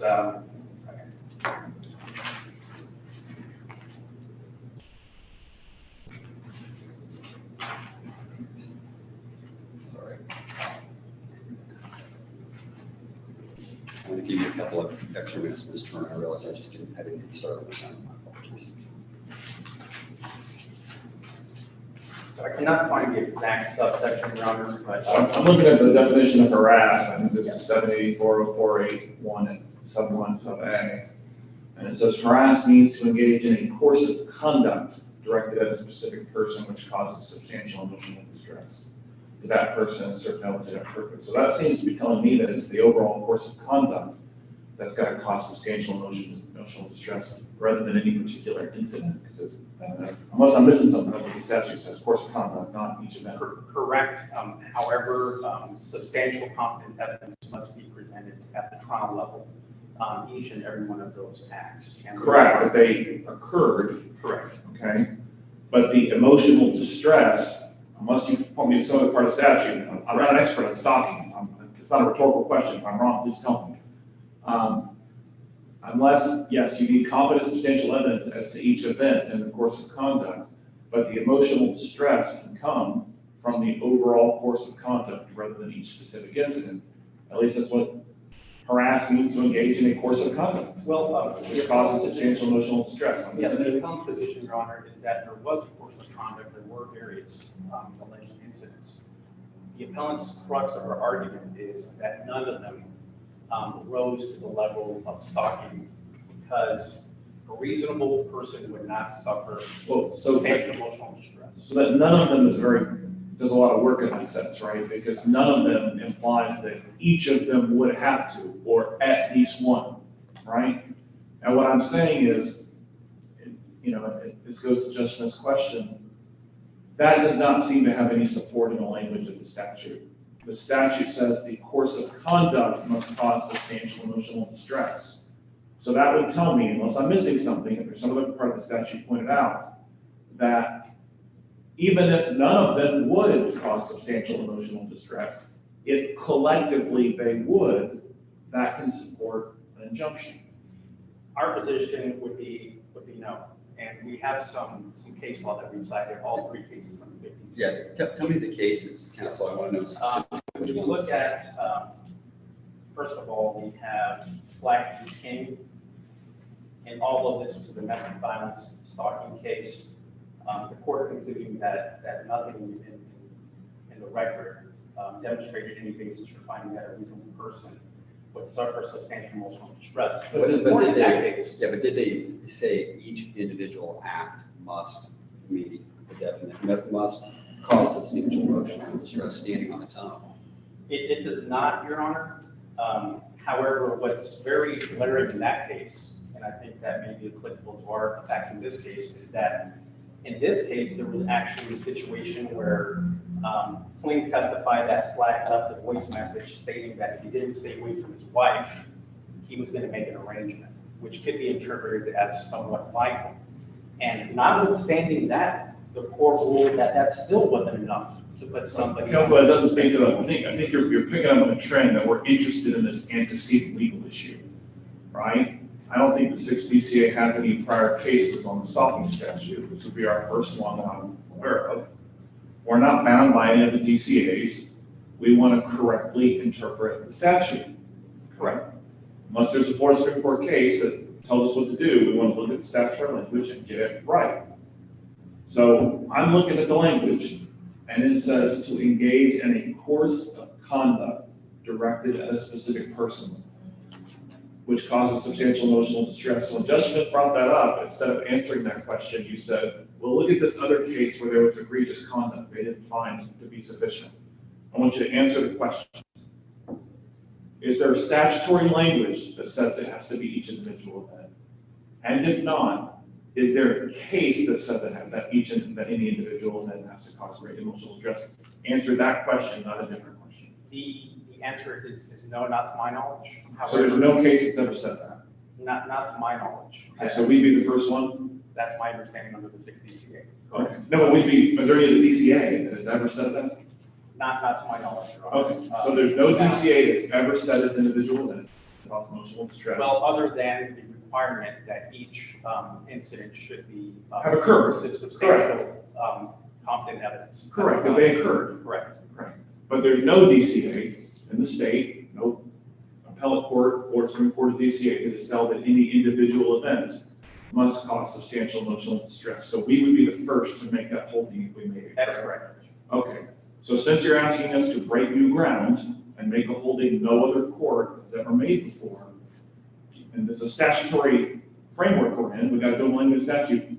What language in the statute do you point to ask us to make that brand new holding that no court in the history of the state has ever made before? Well, Judge, when we look at the statute, the central element of our argument is that there was no maliciousness in any of these incidents. And that's number one. Number two, there was no harassment. And when we look at the case law that we, again, it's not bound with the 6th DCA, but we're using it as guiding purposes for the court, we see that this is. But counsel, before we decide whether it's harassment, we have to know what are we looking to this, what are we looking at to decide whether it has harassment? Are we looking at a specific event or each event separately to see whether any or all of them individually constitute harassment? Or are we looking at a course of conduct? All right, so let's focus on that antecedent issue. I asked you which one, and you said individual events. You said an individual event on its own, at least one or two, has to individually constitute harassment or cause substantial emotional distress. You admitted, I think you had to make the admission because it's true, no court in Florida has ever held that. Okay, so before you get into telling me what harassment, whether or not it constitutes harassment, tell me what you're talking about. if you want me to look at the individual events rather than the course of conduct, tell me where in the statute it says to look to individual events. If you want to abandon that argument, go to course of Yes, conduct, you yes. can, but I want to be clear about what we're talking I about. think there was a misstatement on our side in terms of substantial competent evidence for each and every incident. We do not deny that there was a course of conduct of contact between the appellant and the appellee. Our argument is based on the fact that there was no maliciousness according to the statute and harassment. Okay, so are you now saying it is course of conduct, that you look at the whole course of conduct Yes, to decide yes. whether that constitutes harassment? Correct. Okay, We so, can look at the course of conduct. Okay. Of course. so any individual event doesn't have to constitute harassment if together they do. In other words, even if one event would cause substantial emotional distress, if together multiple events could, that can constitute harassment and serve as a basis for injunction. Correct, Judge. And it's our position that all the events and the course of conduct doesn't rise to the level of causing reasonable, and a reasonable person in Florida, substantial emotional distress. One of the cases that actually mentions is a federal case, jurors, which takes a look at the constitutionality of the stalking statute in Florida. And it's very clear there. In that case, the court resolved that it's not easy in Florida for someone to suffer substantial emotional distress, and that idle threats, such as in the case that I cited, are not enough to rise to the level of substantial emotional distress. Now, in the essence of time, I would like to just address the three incidents that the lower court relied on in finding that the injunction proceeded. The first incident where it was the appellant arrived at a bar, and it's noteworthy to mention that he arrived before the applicant was there. He's at the bar. Did he know she worked Wait, there? counsel, Yes. before we get to the bar, don't we have to start a little bit before that? Yes. We have to start on April 28th. Correct, yes. And on April 28th, what I see in the record is stalking always has to have a starting point. There's got to be the starting point where you have some sort of expression to a person, I don't want you around me. I don't want you, I suppose there are pretty extreme situations where you just go right into the threats. But typically in a situation like this where there's been a dating relationship, there's that initial expression of, I don't want you here. And I think we definitely have to start there. We can't just jump into the second incident. Because when we look at the course of conduct, we have to make sure that we've at least got an expression from the petitioner that they don't want this anymore. And on April 28th, the record reflects that your client shows up at midnight, approximately, at the petitioner's residence, attempts to buzz in at midnight, uninvited. She does not even answer the buzzer, and instead texts him multiple texts, which I'll put some of them out here, just so that we start with this before we start with the first incident. First text to him, bro, are you really doing this right now? 4 question marks. Next text that she writes to him, you're tripping like you're doing a lot that's actually insane, how you pulled up on me, okay? Next text from her, no, like you literally don't know boundaries. I'm actually PISSED, ASF, you tried to come here like you are crazy. Next text, all caps, we are not talking. Next text, and I suppose this must be some sort of a name that he goes by, dead ASS, leave me alone. Was that a clear line in the sand of him, of Ms. Turner expressing, I don't want any further contact?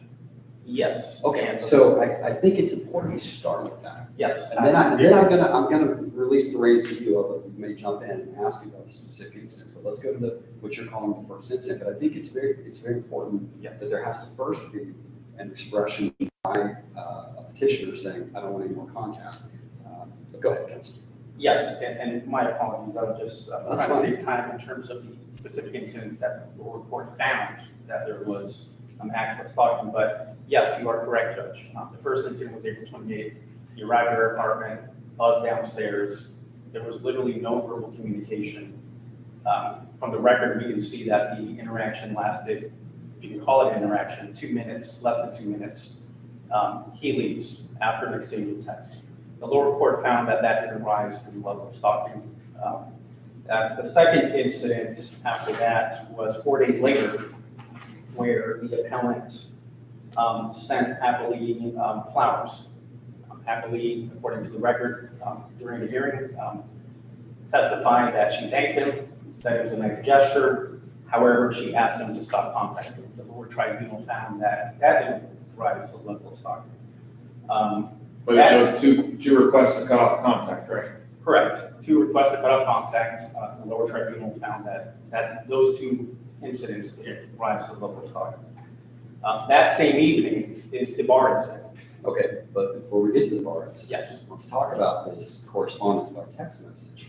So your client, once again, sends these flowers after she says, no more talking, stop this, which we all agree was a stop this message. I would agree.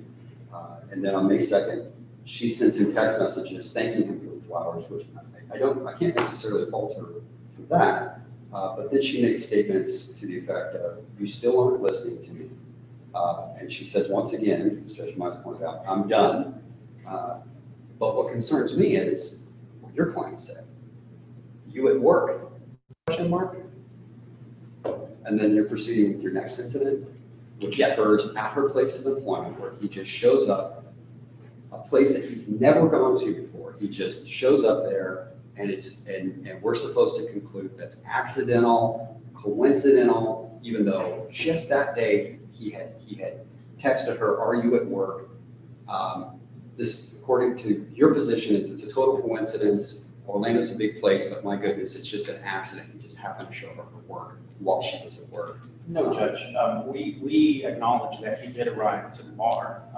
My understanding of the record is that she never answered as to specific time she But did he arrive at the bar because she did. was there? Well, Because she was there. there's nothing in the record that indicates that, Judge. We had no substantial competent evidence or testimony from either side as to whether. If somebody comes in here with a 99.999% accuracy, are we supposed to assume that because there's 0.001% chance that that action may not be accurate, that that's a false statement?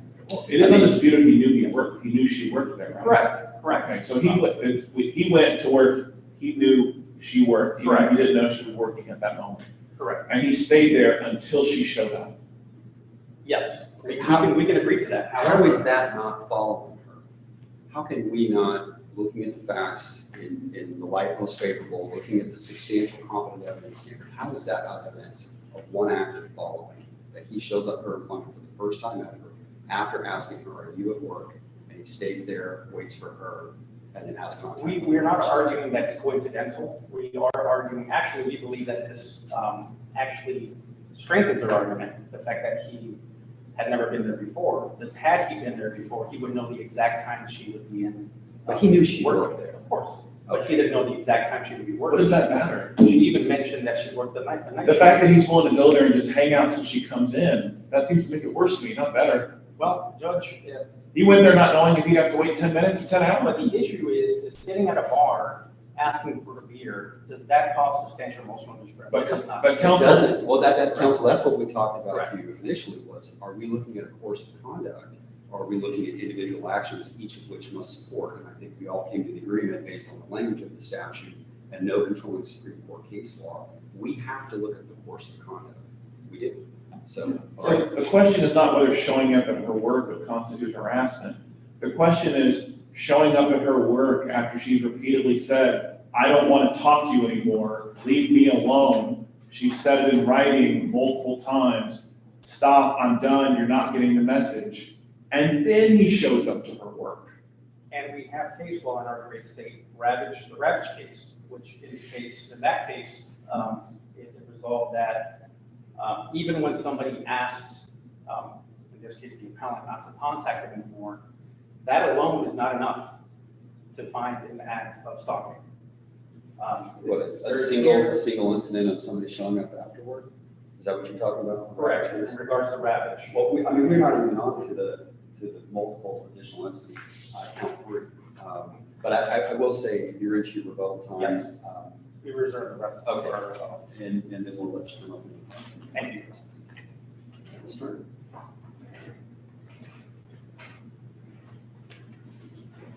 Can you please the court? My name is Jayla Turner, and here on behalf of myself. Your honors, you guys asked if there was a case or anywhere in the statute that spoke to whether there had to be, each incident had to amount to substantial emotional distress, or if it was based on the course of conduct. And there is a case that is Leach v. Kersey.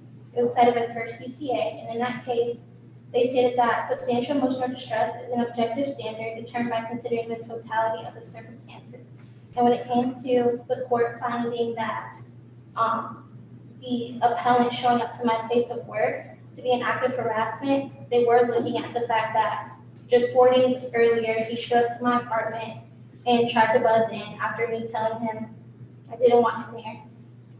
And that same day, just hours before showing up to my job, that he sent flowers. I did respond to him sending me flowers, but again, I expressed that I didn't want any contact. And then further showing up to my job, and as you guys referenced, in the exhibits, there was a text where he asked if I was at work.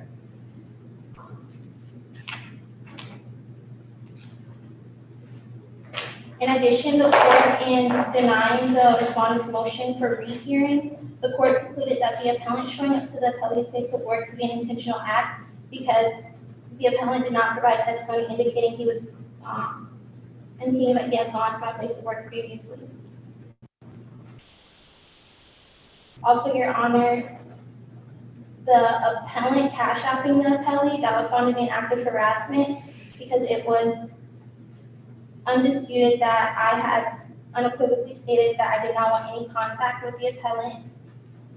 And he testified to saying that a relationship coach advised him to reach out to me in a way where I did not block him.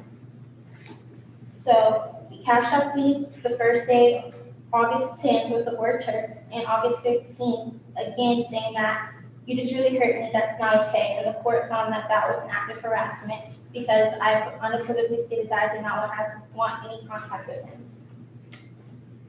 Furthermore, in the appellant's brief, they argued that because there was not anything threatening in the messages, that does not amount to harassment. However, the word threatening does not appear anywhere in the statute. There's a case, Con v. Dutchman, 282 SO 3D 965 first BCA, which provides an explanation of what malicious means, defining it as behavior that goes beyond intent to cause injury to include behavior that is without just cause or excuse, concluding that the plain meaning of the statutory term maliciously is legal malice, wrongfully, intentionally, without legal justification. Here there is no just cause or legal justification as to why the appellant continuously reached out to me after me unequivocally stating I did not want any contact with him any further.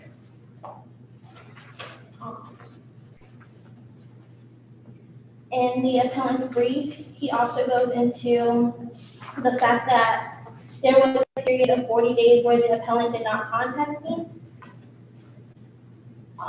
In Florida Statute 784.048, Section B, course of conduct means a pattern of conduct composed of a series of acts over a period of time, however short, which evidences a continuity of purpose. There is no case that defines a specific period of time that has to go on for there to be a continuity of purpose. In the case Hutch v. Mars, a case cited by the 3rd BCA, one of the instances the court found to be an act of stalking took place over a year, an entire year after the initial contact with the petitioner. When the petitioner moved to Florida, that's when the respondent had followed her to Florida a year later and showed up at her place of work and at her home dressed as a delivery driver. Just like in Hutch, where the court still found there was sufficient evidence to affirm a petition, as should here, there should be a finding that even though there was a period of 40 days where the respondent did not contact the petitioner, it does not negate the fact that instances of following, harassing, or cyber stalking occurred. In addition, overall, the Florida statute for stalking requires that there be 2 separate acts or more of following, harassment, or cyber stalking. And here, there has been evidence that has shown that there were more than 2 instances of stalking or following or harassment and cyber stalking that occurred in this case.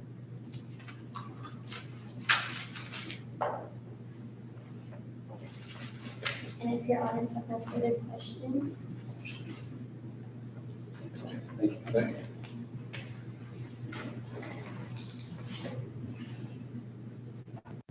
Your Honor, the appellant would ask that this court reverse the lower court's judgment granting injunction to affirm the lower court's decision would ultimately cause a slippery slope and chilling effect on people who legitimate, well, not legitimate means, but have a legitimate purpose of trying to salvage a relationship.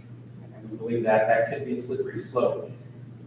We can agree after looking at the record that most of, if not all, of the text communications, the verbal communications were respectful.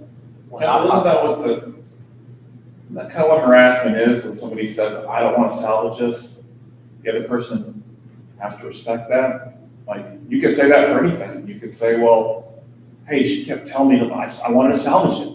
I wanted to salvage it. I thought I could convince her. Right? And the whole point of this is to say, as a matter of law, you don't get to do that. Well, Judge, I mean, there could be 100 times this incident happened, and you could say, yeah, but I thought I could salvage it. That was a legitimate purpose. I wanted to salvage the relationship. I wanted to change your mind, right? That could justify this going on forever, could it not?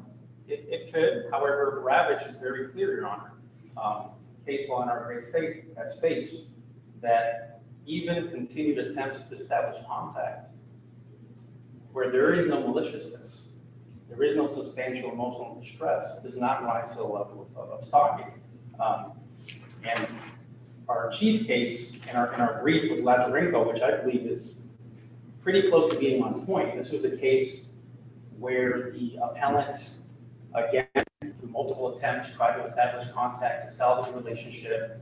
And the court found that, in layman terms, sappy love text messages or attempts to salvage a relationship did not rise to the level of stalking. Well, Even counsel, within the let record. me just pause you there, because this isn't just about sappy love text messages. I would agree if that's all that we had, it would be a much tougher case. But we didn't even get into the last few incidents here. We've got the incident where on June 11th, the respondent once again shows up at a nightclub, and we're supposed to conclude coincidentally and by happenstance, just happens to show up at a nightclub. This is after we all can agree he has clearly been told, no, stay away, I don't want this, I don't want to have any communication with you. He knows that. Rather than giving the petitioner her space, he approaches her, he grabs her by the arm, he separates her from a friend in order to grab her by the arm. And you would say that is normal sappy text message type stuff, or now have we crossed the line? Well, we would say that the lower tribunal ruled in that specific case that there was no active stalking. This gets to my challenge with the way you framed your appeal, and maybe even with the way the lower court handled this, where the lower court was attempting to have to find the substantial emotional distress element for every incident that occurred. And I believe we're all concluding that that's not what the statute requires. The statute requires the course of conduct. Furthermore, the tipsy coachman, we can take a fresh set of eyes and look at this record. And someone approaching a person in a club setting that has been told, don't contact me, and reaches up, separates their hand from their friend, grabs onto their arm, that's something. That's some sort of an act, a course of conduct, whether it's following, whether it's battery, whether it's whatever it may be. That's a strike. And then after that occurs, then we get to your recitation of events of what occurred several minutes later, because the petitioner says she then has to walk, her friends separate her again from the respondent. they take a 3-minute walk to get to the parking garage. Now, at the parking garage, her testimony is that he, again, suddenly just happens to show up at the elevator to go up the elevator to get to the car. He hops on the elevator. If they don't hop on the elevator, I think there's nothing wrong with that. I don't think anybody here would say we've got an issue. He stays on the elevator. He waits for the elevator doors to open again and steps out and begins to try again to engage with the petitioner. Are you saying that's not an act of harassment? Judge, the record of that specific incident establishes that they were both at the same parking garage. This specific establishment club has a parking garage right next to it. We would argue that it was coincidental that both of them were parking in that parking garage, that my client had to be at that elevator to get to his car. But did he have to stay on the elevator? Did he have to stay on the It's my elevator? understanding from the record that he did not go on the elevator with her. There was a friend with her that told her to get away, she's drunk, and Right. left. She's waiting to get on the elevator. Correct. He stays on the elevator. He pretends like he's going somewhere, lets the doors close, and then voila, lets the doors open on the same floor. Don't we have harassment at this point? Don't we have an act towards stalking that he's clearly not getting the message, he's not getting away from her, he's refusing to separate himself from her? You think is that normal behavior? Well, that could be an objective person that can look at it and bring. Objectively, is that normal behavior? It absolutely is an objective standard, but objectively, is that normal? And they can raise their own conclusions in regards to that, but the question here is, was it malicious? And was it? What does malicious mean? Substantial emotional distress. Malicious is defined, actually, one of the cases that I believe actually presented is the Con case. Malicious behavior goes beyond intent to cause injury to include behavior that is without just cause or excuse. There was no intent to cause any type of injury. There was a legitimate purpose for Mr. Is that definition of the statute? No, this is the case law in terms of con. Does the statute define malicious? Not that we were able to find. We were able to find it in the very case that Adley stated, which is Con. And then Con specifically is a case where the appellee actually had to receive therapy, psychiatric therapy, after suffering substantial emotional distress. That didn't happen here. Yes, there were incidents of maybe uncomfortable contacts, all of which were very respectful in an attempt of Mr. Coy to salvage a relationship, but none of them were hostile. So the trial court's finding, when a trial court makes a finding of substantial emotional distress in that statute, it's based on the live testimony they receive in court, right? Correct. Something we have to defer to the trial court's findings on? And I'm glad you mentioned that, because there's a specific part of the appellee's testimony during cross where I asked her, would you agree that most of, if not all of these texts were sappy in nature? She says yes. Counsel for the petitioner at that time actually argued in closing argument, I believe, that it was a subjective feeling that she was feeling. Counsel, we just established, we're not looking just at the text, we're looking at the whole course of conduct, right? If she said to each one of these instances, that specific instance did not cause me substantial emotional distress, that does not mean overall they couldn't, right? And the trial court looks at that based on live testimony. Trial court got to look the opponent in the eye, got to look your client in the eye, and the trial court decided there was substantial emotional distress. We don't get to take any testimony, right? How are we supposed to decide the trial court was wrong to find that substantial emotional distress couldn't be caused when it's fully based on the evaluation of witnesses that we can't do? But even if it found that there was substantial emotional distress, it has to find that there was maliciousness in those contexts. And we would argue that in none of these contexts was there any type of maliciousness. Yes, there was an attempt to salvage a relationship. So I see in the statute, I see maliciousness listed under cyber stalking. I don't see it listed under harassment. For harassment, it just says engage in a course of conduct which causes substantial emotional distress and serves no legitimate purpose. There's no maliciousness requirement in the harassment problem, only the cyber stalking problem. Which is why we refer to case law, specifically the Con versus Courtroom, which I believe cited, and it specifically says malicious behavior goes beyond intent to cause injury, including behavior that's without just cause or excuse. There was just cause. He was, heartbroken. I guess what I'm saying, we've established, we're really focused on the language of the statute, Yes. right? The harassment problem doesn't say anything about maliciousness. Cyber stalking does, harassment doesn't.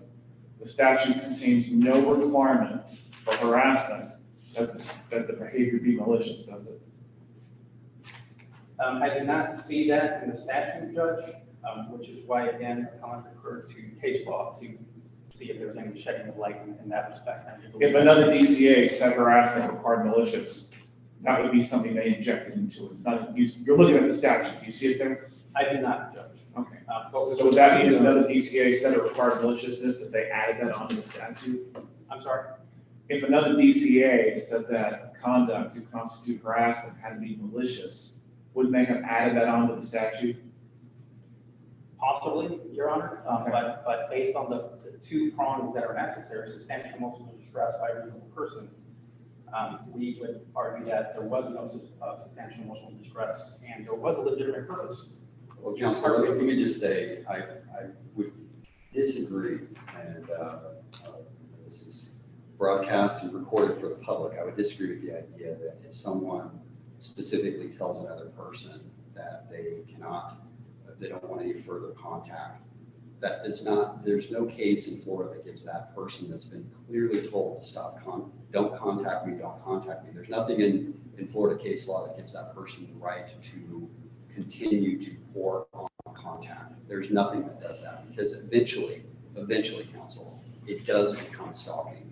It does become stalking when someone shows up at your place of employment, confronts you when you're out with your friends at a club, follows you to a parking lot, stays in the elevator so you can't use the elevator and have to use the stairs to go to your car. And we didn't even get to the fifth incident, which is that same night after Ms. Turner says the elevator's doors open, he gets on the elevator, they close, the doors open again. Then I said to him, I start yelling, leave me alone. Just leave me alone. Please leave me alone. I don't want to talk to you. This is substantial emotional distress. We don't judge it by a subjective standard, but if it were, this is clearly it. But even if it weren't, objectively speaking, consistently following somebody, not allowing a person to get into an elevator, grabbing their arm while they're trying to leave a club with their friends after you've been told to leave the person alone, and then the icing on all the cake, he shows up at her house that night. He comes once again after he's been told, leave me alone, leave me alone. You can't put a Band-Aid over all this and say that, well, love heals all, love makes it all right. It does not, and I don't believe there's case law out there that state that. Well, again, Judge, Ravage versus Wheelan, 50CA case states that. I'll take a second look at it. I don't think that's what in it that says. case, the court resolved that considering appellant went against the appellant's wishes of no contact and he continued to contact her, the court in that case did not conclude that that was an act of stalking. Respectful, possibly a letter, maybe a flower here and there, but not showing up to their place of employment, not going to their house in the middle of the night, not grabbing their arm when they're around their friends. But counsel, I'm going to give you 30 seconds if you want to just wrap up. I know we've asked Judge, I think another case that we got cited in our initial brief that I think wraps up summarizing this case, and I believe it's on point. This is Randolph v. Rich, which is cited by Williamsburg v. Jones.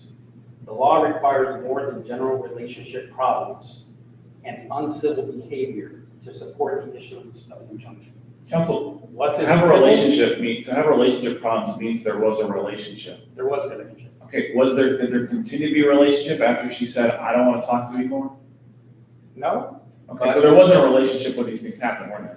no, but there was a relationship before. There was a history behind this, So these were not relationship problems because the relationship had ended, right? which, as the case Randolph v. Rich states, uncivil behavior. We can say that that may have been uncivil behavior, but that case specifically resolves that even though it's uncivil behavior, it doesn't rise to a level of stalking. I'm going to go, I know we're just going back and forth on this. Thank you, counsel. Thank you.